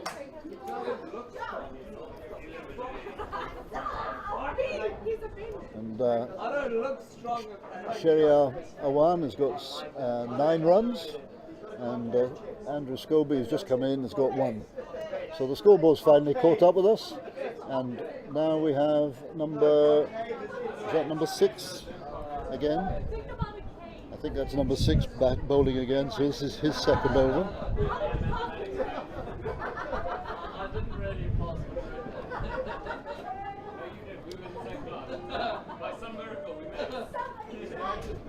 Scobie facing. Well placed. Possible 2. Yes. And possibly another one. No, thought better of it. No, I thought number 6 was the one that was told to shorten his run up. He shortened it even more. Now this is the leggy. Of course, it's a leggy. Yeah. That's right. That's fine. Yeah. Wow, ball. The leg is in a hurry. Of course, in 20 over cricket, if you have two slow bowlers, the overs go through very, very quickly, and the batsman can frequently lose touch with reality. But that was a wide. It's a single to Andrew Scobie, who's facing, and that one is going to be another two. Yes, indeed. Sheriar running extremely well between the wickets. So that takes Scobie to 6. Sheriar Awan is on 10, and the Fulton's Flyers total in the 5th over is 26 for 1 wicket. Here comes the leggy, number 6. And that's another wide now. This time that's 3 runs to Andrew Scobie, who will feel very pleased with himself. Having only faced about 5 balls, he's on 9 not out. Well, that's the end of the over. The end of the over.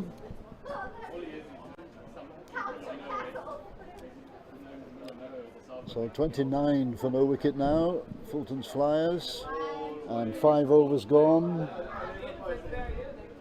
And here we have Fani again. They're going to continue with the unorthodox leggy. Well, they. Or is he turning the ball the other direction? He's turning the ball. I think the other one was the wrong on that he bowled the opening batsman with. Well, that one too has gone too. I mean, the Fulton's Flyers are running their twos very well, aren't they?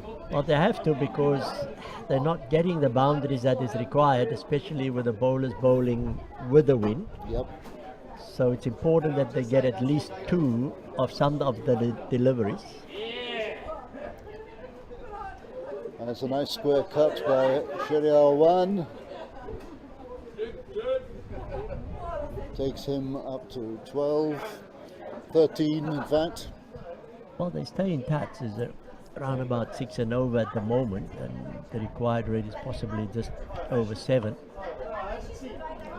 So the longer this partnership can carry on, the better. But they're going to need a few boundaries in between. And I'm now in a position to tell you what the name of number 6 is. Kolo Sidvail. Kolo Sidvail. Is that Sidvail. Y at the end, yes. Yeah. Another 2 possible, yes. Well, it's good placing. Yes, to make sure that they get the 2 runs. One goes up to 17, the score goes up to 36, 1 wicket down, and we are in the 6th over. There's a catching chance again. Oopsie, all hands. Oh, misfield. And another 4. Has gone for 4. Very lucky. Fielder nowhere near that one, unfortunately. Well, that's Awan's second 4. I don't think anybody calls him Awan. We all call him Sherry. I don't think he drinks sherry either.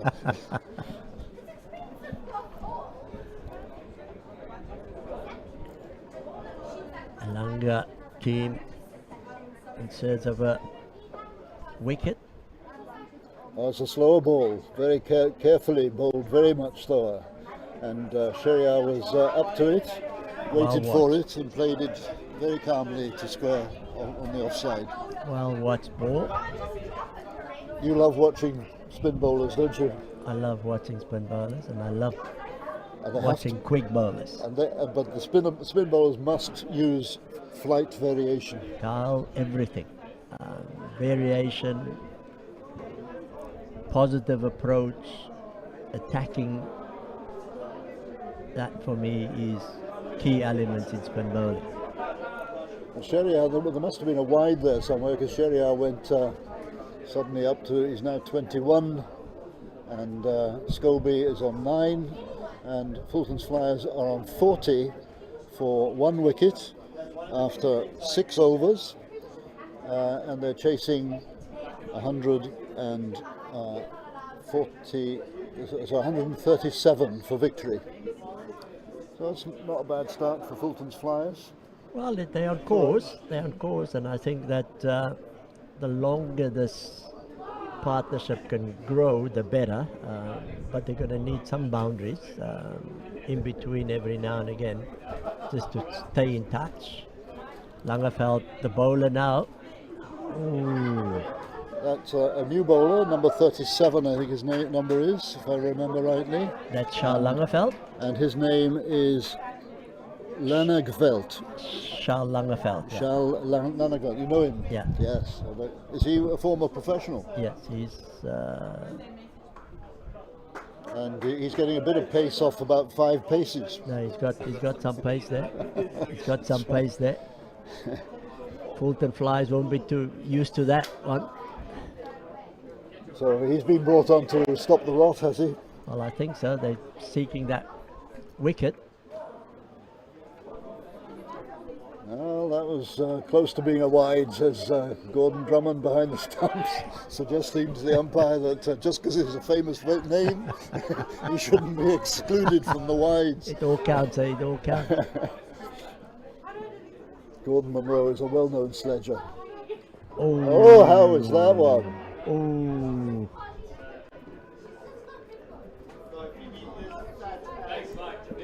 I don't think Awan has Let's watch that again. had an Here we are idea again. what happened there. It came back nicely, but missing leg Missing stump. leg stump it must have been. Missing leg stump. Yes, Good delivery. indeed. The slow motion now. Oh, that is a benefit of the doubt one, that one. So Awan lives to fight another day, and that's a single, which takes him up to 20 not out. No, 21 not out. There was an adjustment. Well, And that's the end of Langeveld's first over. Fulton Fly survived that over from him, and I think that was crucial.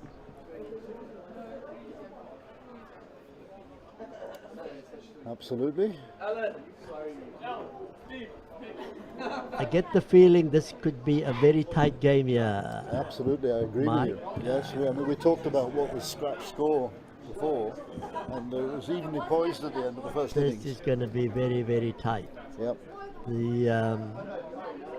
The spinners into the wind might not be an easy task. That was pretty sharp by the wicketkeeper there. This is Fanny's last over, his fourth and last over. So we won't see any of this strange bowling action that was originated in South Africa some time ago. That was an outside edge or off the pad maybe, off the foot. Yes, a leg by. They all count to the batsman, no extras count to anybody other than the batsman. Wacky rules, last man stands. Makes it very interesting. You must give us your judgment on the format in due course, not necessarily immediately, because this is only your second or third last man stands game that you've watched, isn't it? Second game. So, You watched part of the demonstration match in Glasgow in April, didn't you? no. Oh, no, didn't that was a watch. different match. I didn't watch. I didn't watch. I was supposed to be there in April, but I changed, and then I only arrived in Glasgow in June, July. That's right. You turned up late as usual. That's right, as usual. Didn't like the early part of the weather in. Oh, it was the in best Scotland. weather of the It was the entire. best. I chose the wrong part. That's right. It was the rainy part. Oh, he got that hold That's of that going one. for 4. That's well hooked, a full toss Oh, down the that's leg a side, dealt with summarily by Shariar Awan, and that takes his score up to 25, and the total to 48 for 1 wicket. They haven't got the wicket up on the scoreboard yet, but no doubt they'll catch up with that, but we're keeping tally for you. 48 for 1 wicket, and we've had 7 overs.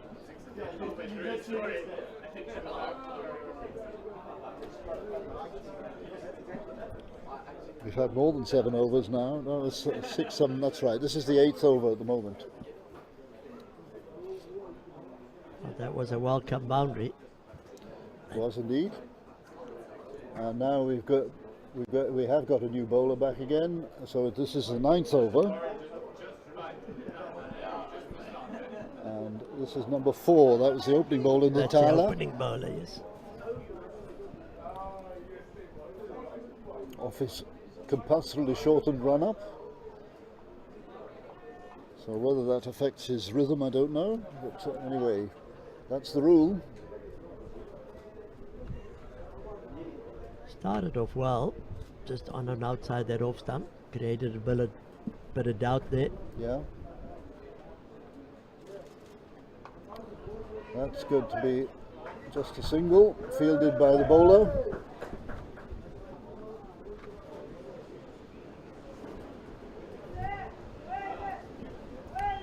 Just another run to Scobie's total. Andrew Scobie is now on 13.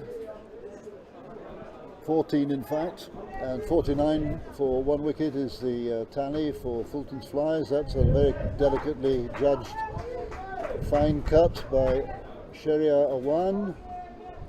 He goes up to 26, and the score reaches 50 in the 9th over of the game. Well, one can't help feeling there's going to have to be at least one player that comes in and starts hitting big. Yep. Well, I think they possibly have to just grow this partnership and wait until the change of overs and the bowler started to come and bowl into the wind. Indeed. But then there's 3 spinners there. They could be cause a little bit of trouble bowling into that wind. Oh, there's a wide. That's a wide. Try to bowl it even more slower. Yep. Out of the back of the hand, and unfortunately it went all haywire. It's a no ball, it's a free hit. It must have been a no ball. Oops. Free hit coming up. And Andrew Scobie is the batsman facing the free hit. And let's see if it goes to the boundary. Oh, no. What does that count? That seemed to be deliberately quite wide, and it's been allowed to go through.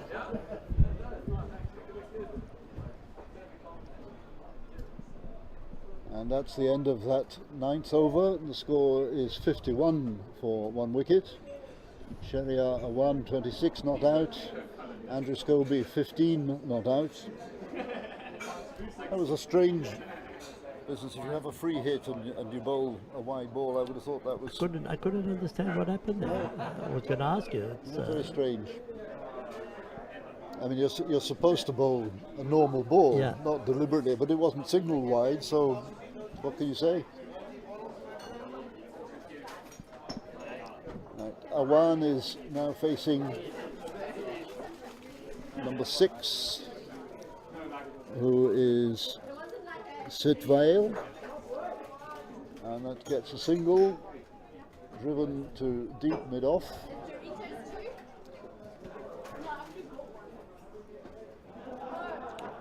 Kolo Sitvale, number 6. Well placed, should get 2. Yes, comfortably.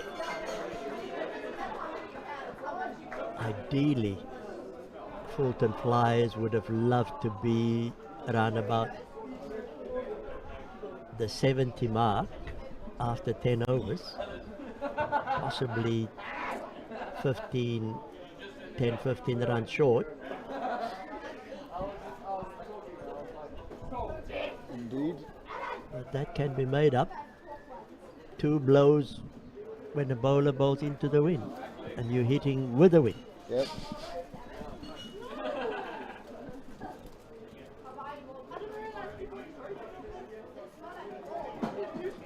That was a missed opportunity there. Dot ball. Well bowled. Fulton's Flyers 54 now for 1 wicket. And 2 balls in the 10th over to go, and Andrew Scobie is facing. Target is 137 for victory. Oh, an opportunity missed. Missed by the fielders, I didn't see that. Now missed by the batter Batsman. to score runs. Ah, right, yes, quite. So that's the end of 10 overs, halfway through the innings, and Fulton's Flyers are 54 for 1 wicket, and I seem to remember that Langa were much the same at the end of 10 overs. Wasn't too different, much the same. Well, they cashed in also when the bowling started to come up into the wind. Yes. So Well, that's what Fulton Flyers need to do. yeah. The only difference is that Langa's got a few more spinners than what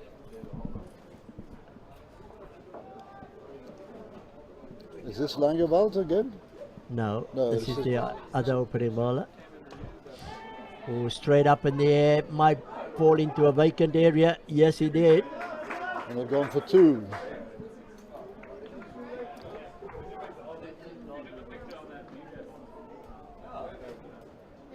What's the number on the back? Number 3, I think it is.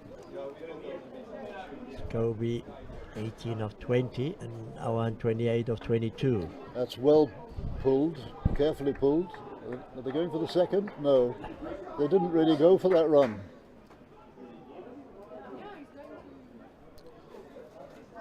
The number 3 bowler is Avil Jokazi. He batted very well indeed.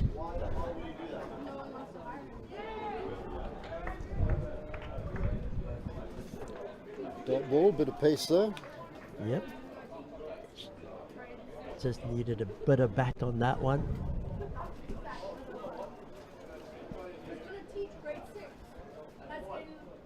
Again, same thing. Outside off stump. They're not giving wides outside the off stump very much, are they? The umpires. You've got to chase it as a batsman, clearly. Here we are going. That's nibbled away for a single to third man. The Scots are falling behind the run rate now.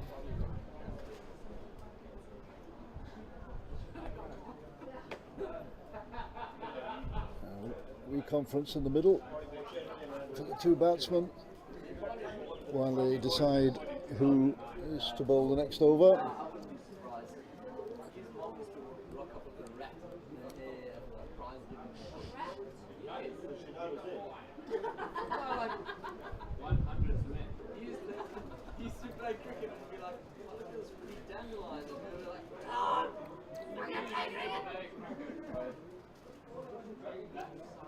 And this is number 7 coming onto bowl, and his name is Nkosinati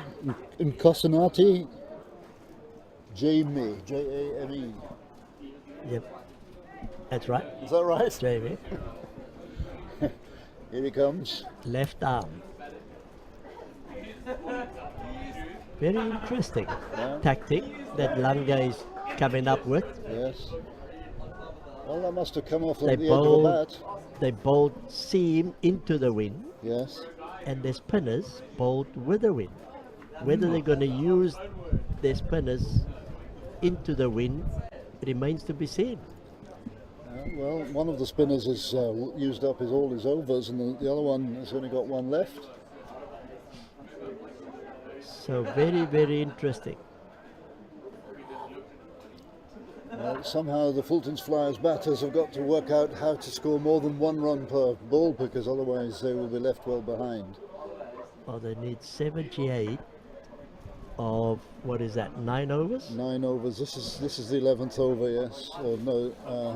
Wait a minute. 5, Oh, he's bowled him. 9, 10, 11. Very good ball. He came around the wicket. What's happening here? Was it a no ball? Must have been a no ball. Was it? Must have been a no ball. Must be a free hit then. Yep. I don't know whether it's been single.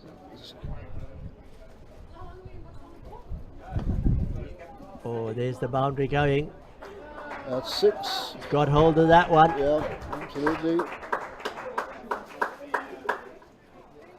Sheriar scored a 6, having been bowled the ball before.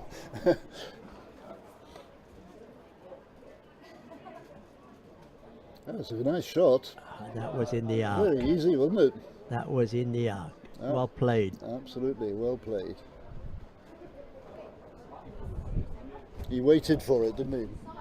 Nicely on the up. Didn't try and play it too early. Just helped it onto that. Indeed. So Yami.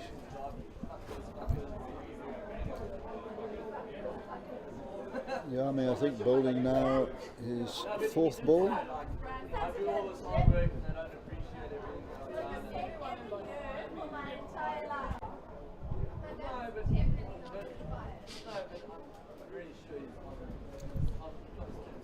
Slower ball again, but Awan is onto it, and they only get 1 for that.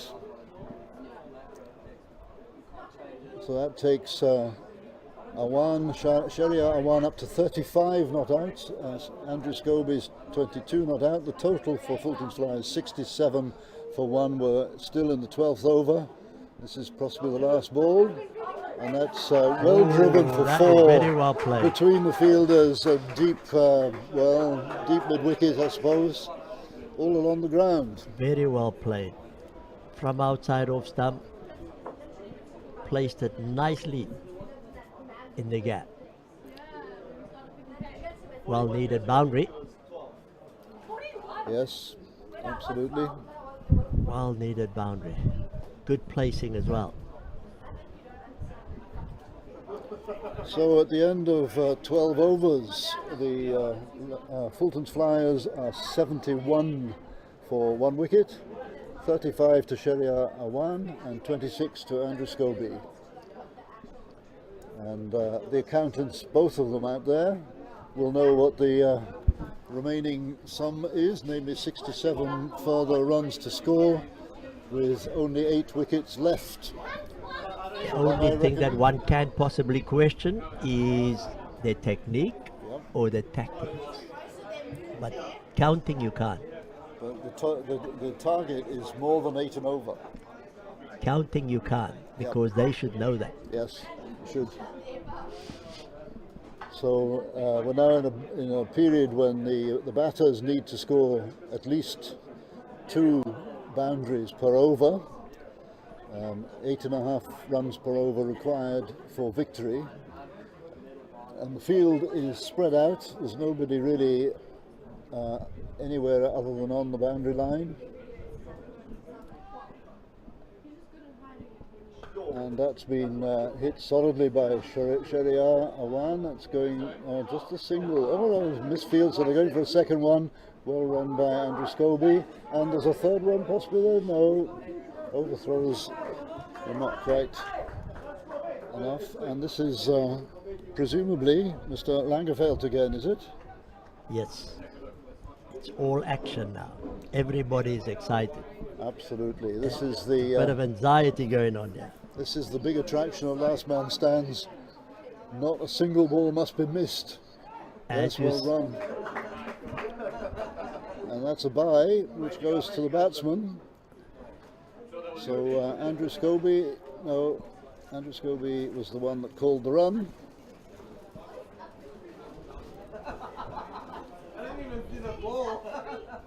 And here comes a piece of plastic. We've had plastic floating across the ground all day with the strong wind, which is not as strong as it was at the beginning of the morning. And the plastic is heading for the boundary round about mid-off. And it has now gone over the boundary rope towards the scoreboard. Meanwhile, back at the action spot. No second run available for that.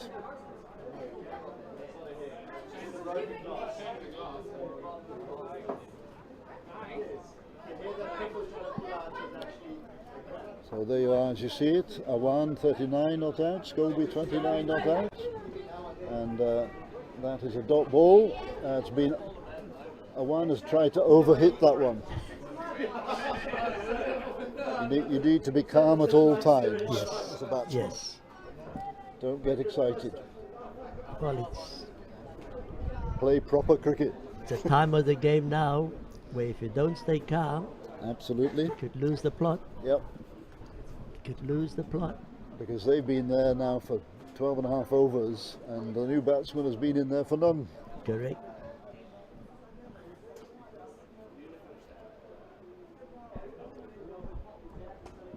Two. Well, they'll be lucky. The fielder was well in already, and he's got the ball in his hand, waiting to see which end to throw. It's another single run there. There's the bowling analysis, only 1 wicket down so far. Going to need 12 of this over. Now, where's that one going? In the gap, just falling short. No, not enough space for 2 runs. Each over is a worry for both sides. Oh, Fulton Fly's going to need 12 of this over. Yep. Ooh, that could be a no ball for height-wise. There's a no ball It is a no ball, height-wise. so it'll be a free hit. Well spotted, Omar. You never bowled a ball like that, did you? No, never ever. I received some of them. Yes, indeed. Never And you bowled coped. them. Never bowled them. Here comes the free hit.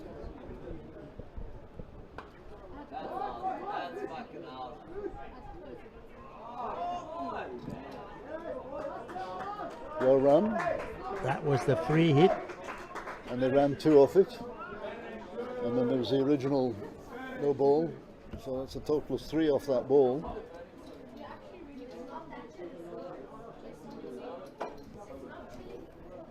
And It is still a building sign, it's not in the cloud. Oh, there's it's going to be no, buys. only one. Yeah. And that's number 1, Nitala bowling. Number 4, Boundaries are needed. yes. Moment he gets to 10 and over, it's going to be tough.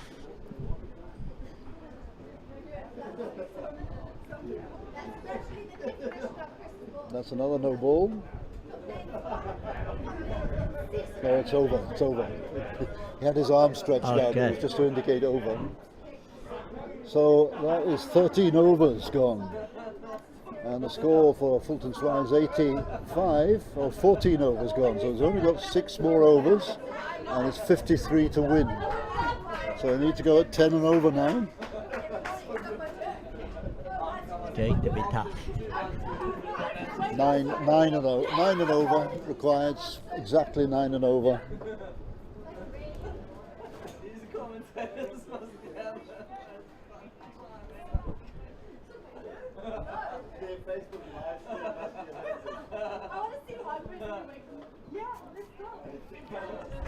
There's 4.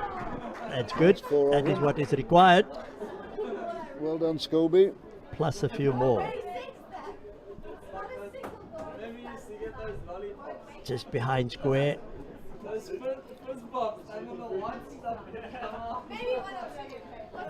Yeah, exactly what the batting order needed.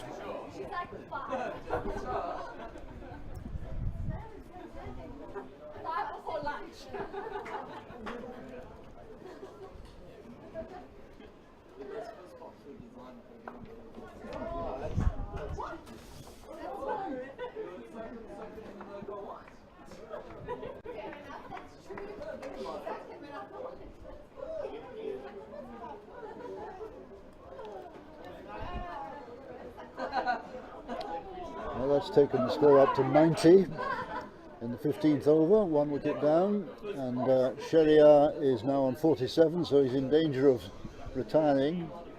And there's another of these wide balls that aren't signalled as wides. There is a guideline within the crease which indicates whether an umpire should signal a wide or not, and if the batsman backs away from that, it makes it look like wide, but it not actually is wide. Now and that's going to be 2. misfield out in the deep there, deep straight. And this is Nutala, who's bowling his third over of the innings. And Sheriar needs one for his 50.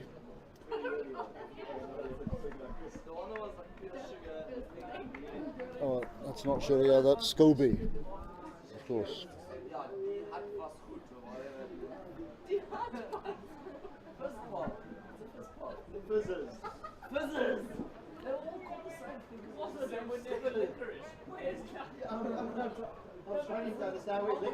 He's missed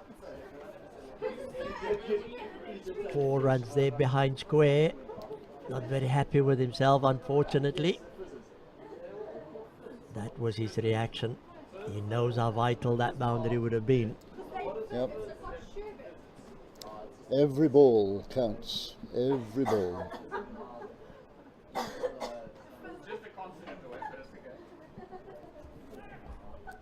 Oh, there's a wide for height. Oh, he's out. He's given out. Oh, that was very tight. The umpire thought that was out. Yeah, I think that was out. Let's have a look again.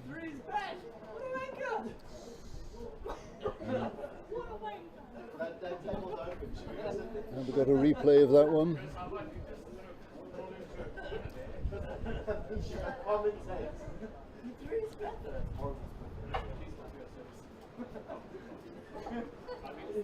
Anyway, Sheriar Awan will be very happy with his 47 not out. He'll be ashamed not to go to his 50, but 47 excellent runs by him, including 3 fours and a 6.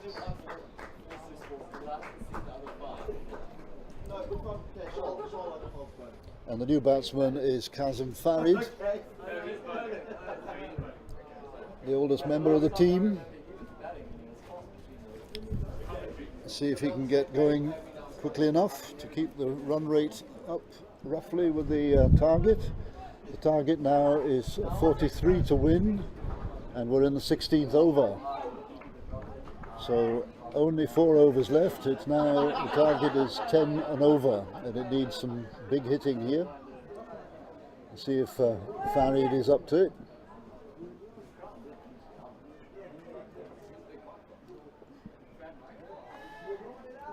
It's Langeveld again, isn't it? Yep. So it's a tough ask for Farid coming in to face one of the top batsmen, the top bowlers in this part of the world.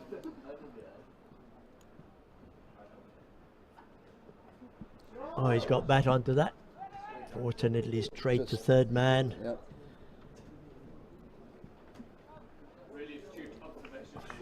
They won't worry about the odd single, that's for sure.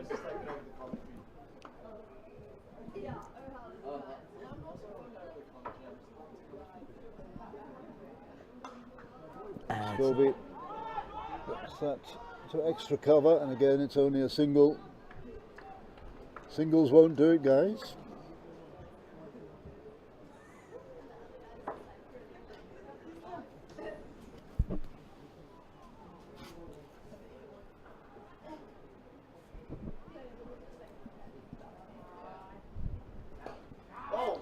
That's 6. Oh, Well, he's hit that sweetly. Excellent shot by Kazim Farid, who out of nothing has scored a 6. I think that is his first scoring shot, isn't it? He's hit that sweetly. Straight in the screws. Yep. And on the roof of the squash courts. Has it really gone up there? It's almost blocked that onto the roof there.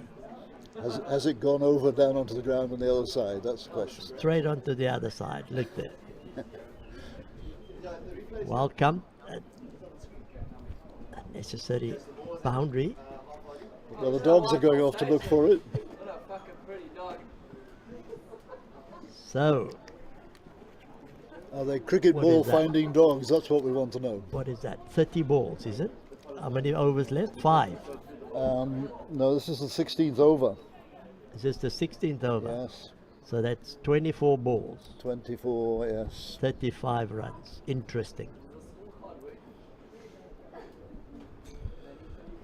Yes, Kazim Farid goes to 7 not out. 24. The wide that was at his end. That Andrew is- Scobie's 36 not out.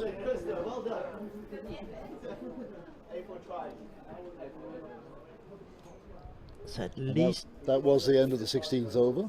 at least 2 more boundaries required, or 2 sixes required to make it a fairly even game. Indeed. So Fulton's flyers now 102 for 2 wickets, with Andrew Scobie 36 not out and Kazim Farid 7 not out, having just hit a 6. He faced a wide, and that 6 was his first scoring stroke.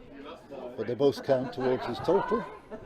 And we have Andrew Scobie now facing the bowler, and that's probably going to be fielded. Oh, it's definitely 2. Very nearly went over the boundary with that misfield.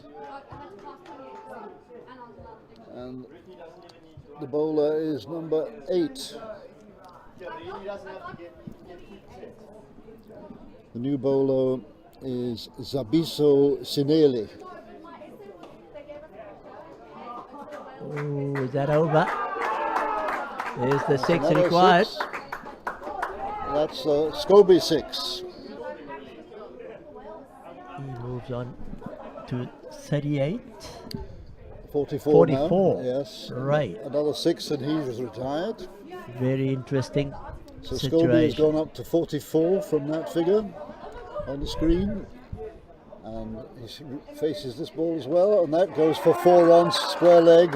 It will be 4, I'm sure, because it's, yeah, that's right. So that's 10 off 2 balls for Scobie. Very good over so far. Well, it helps to get 2 boundaries, one after the other. Very good over so Scobie far. now 48 and faces this ball. If he gets a 6, then he's retired with maximum runs.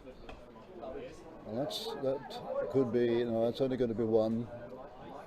Scobie wants to face another over. So Kazim Farid faces this ball now. He's on 7 not out. His last scoring stroke was a 6.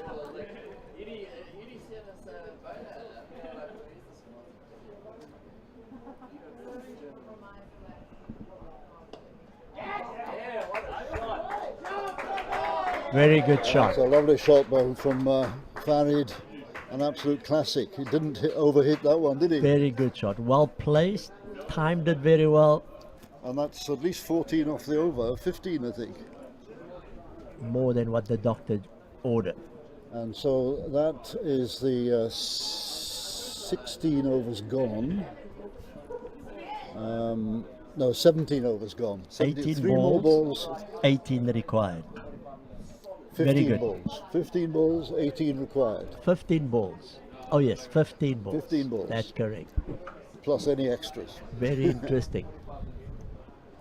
Keep thinking of 6 ball and over. It's 5 ball over.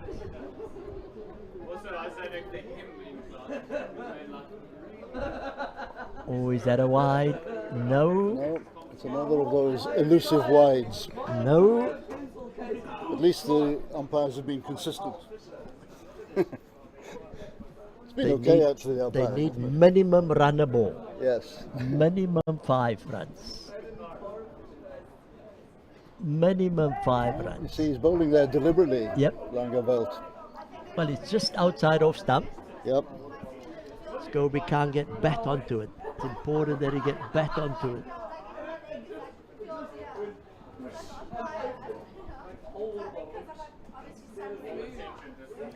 That's 2. That'll be 2. Has to be 2. Definitely be 2. And that's Scobie got to retire now.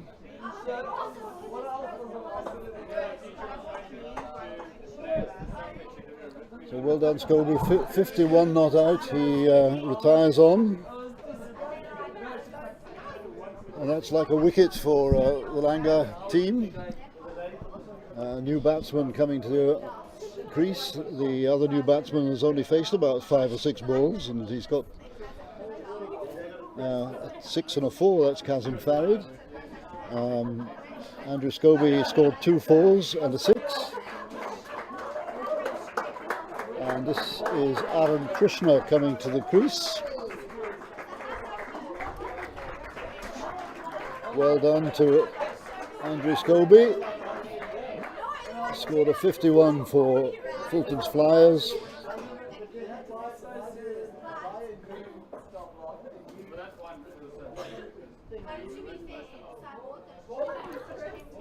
And I think this must be the last ball from Langerfeldt. And another one left. Oh, one more ball. Maybe one of them was scored as a wide, I don't know. Can't recall. So Aaron Krishna facing. Oh, and he's been clean bowled. The last ball of the over. Failed to score. 10 balls, 16 runs. Still interesting. 3 wickets down now for Fulton's Flyers. 121 for 3, chasing 137 for victory. So after this, there will be 2 overs to go. Any batting left to can do this? Yes, the batting goes right down to number 9. Right down to number. Okay. Well, it will be tested. They will be tested. This is Billy Patsada coming in to bat. Cheerful chappy, it says here in the programme, full of enthusiasm. A late developer, but ambitious for success. Well, that's a plus. Let's see if he can turn all of those words into action. But first of all, it will be Kazim Farid to face the bowler who I think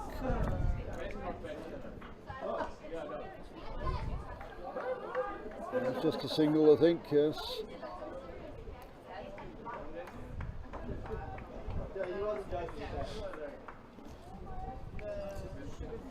And this is Sineli, the bowler, the 7th bowler to be tried by Langa.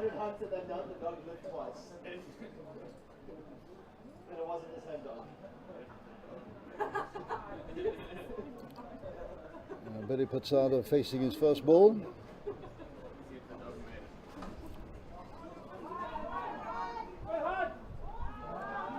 Single, driven, flat batted out to wide extra cover. Fulton Flyers desperately in need of a boundary. Absolutely. Can it be this ball? Kazim Farid facing. There we go. Yes. That's 4 runs. That's the welcome boundary. Yep.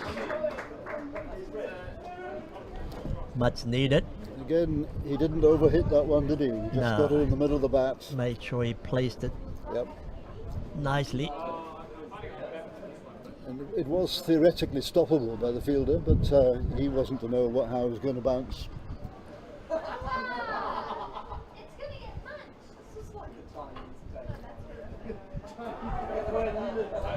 And a big appeal for LBW, but they get a leg by off that, I imagine, although it's not signalled. So maybe there was a bit of bat on that.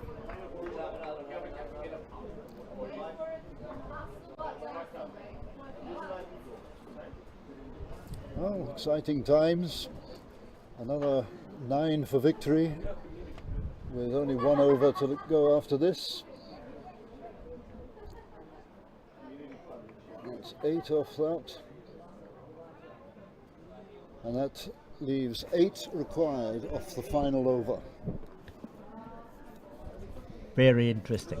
Put your money down on the table, Mr. Now Henry. I've got to ask you. You know the team. I don't know the team. I'm only seeing the team today. Well, I'm biased anyway. Well, you have to be biased because you're part of the team. Yep. I would like to see them winning. Somebody's got to win and somebody's got to lose. They're going to need a boundaries somewhere. Actually, Preferably the first ball of the over. if the scores are tied, How many wickets were lost by Langa? Langa were down. They 5? had one retired, was it? No, nobody. They got them out. So I think there were 5 down. I'm not I sure. think it was 5 down. Yeah. So that would be a defining separator.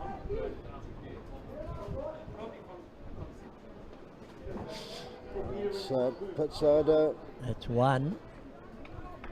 scoring a sensible single to leave Kazim Farid with the responsibility and probably the technique to do something about it. So 7 still required.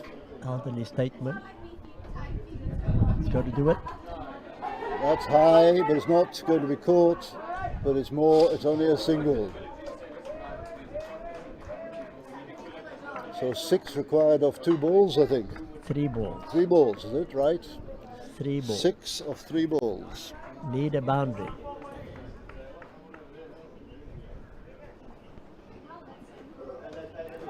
There's the boundary, 6. There's the boundary, 6. And that's the winning runs. He's hit that superbly well. Billy Patsada does it again because he does this over and over again. And it wasn't the last ball of the. It was the last ball of the innings, No, but he it doesn't was- get 12 because it wasn't the last official ball. He only gets 6 for that. Well played. Very good shot. If he'd waited another 2 balls, he'd have got 12. Very good shot. Well, they planned it nicely. They planned it that way. Played that off the back foot straight over Well- the side screen. Fantastic shot. That was a very good game between these 2 sides, and it's a shame that one side has to win and the other side has to lose. Langa played extremely well and kept up their target, their task. I can't think that they could do any better than they did, actually. Well, it was a nice game. It was both sides sort of played some good cricket at stages, and they bowled well. Indeed, And the Fulton Flyers are happy. absolutely. Now the situation is Group G of the World Championships, of the Last Man Stands World Championships. And there was a shock in the first game today when the Australian team, who were the top seeds, were beaten by the team from Johannesburg. Alex Chiefs. Yeah, and so that. I'm sorry, it wasn't from. Is it? Show me this again. Yeah, it was Alex Chiefs. No, it was. I think that was from Bangladesh. No, it wasn't Bangladesh. Yes, it was the team from Bangladesh Oh, that beat okay. them. I'm sorry.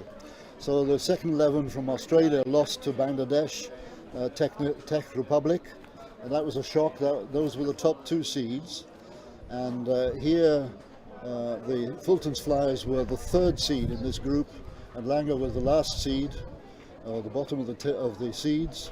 So this has gone according to the seeding, Okay. but it was a much better game than that. Now, what happens at this particular point is the 2 winning teams, if they can win one more game, will go into the championship section, and if they can't win another game, they go into the plate section of the All right. tournament. Okay. So you need to win 2 games to get into the championships. So the next game for both of these teams, now let's try and find these out. The next game for Fulton's Flyers is on Tuesday at 12 noon Cape Town time. That's 10 o'clock in the United Kingdom. If people are there wondering when they can watch the next game. Now that actually won't be on television because it's being played at the Gary Custon Oval, which is just the adjacent one, so you'll not see that live.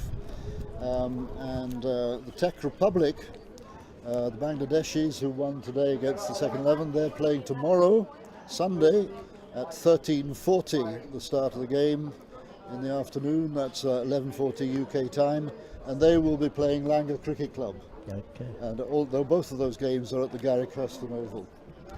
So- And we have another. So 2 very good games there in that Yes, section. well, they would be, absolutely. And we very much hope that Langa win. Another upset, is it? Well, it would be an upset, Another upset. but I'm biased. Well, good. There is one other attraction of tomorrow's programme, Sunday, because after the first 3 pool games that are being played in pools A and B, in the morning and the early afternoon. There is in the afternoon starting at 5 o'clock, and you can watch it live on QTV Sports' coverage, which will go out on YouTube, lastmanstands.com, and on Facebook /Last Man Stands. A charity match in aid of the Gary Kirsten Foundation. Fantastic. I'm not sure what they support, but I believe it's a very active foundation. Worthy cause. They do quite a lot of work in the township area, coaching, etc. So it's for a very, very, very good cause.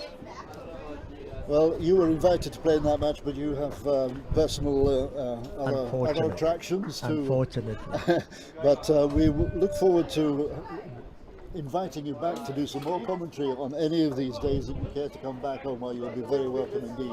Let's hope so. I will let you know now that I've seen the schedule, and Indeed. I'll give you a call to tell you whether I'm available. Okay, well, thank you very much indeed. We were very privileged to be accompanied in the commentary box by Omar Henry, the very first coloured person to play test matches for South Africa, and that's something that will never be taken away from him. But from Scotland's point of view, it was a victory by the skin of their teeth, with only one ball to go, was it? That's right. Fulton's Flyers beat Langa, and that takes them into a situation where they only need one more win to get into the championship knockout rounds. Well, Thank you very much. Well, Thank you for watching. Thank you. And now we'll have to close our coverage of this first day of the World LMS Championships from the what is it called? The Cape Province, Western Province Cricket Club in Cape Town. From here and from all of us, thank you for watching and goodbye.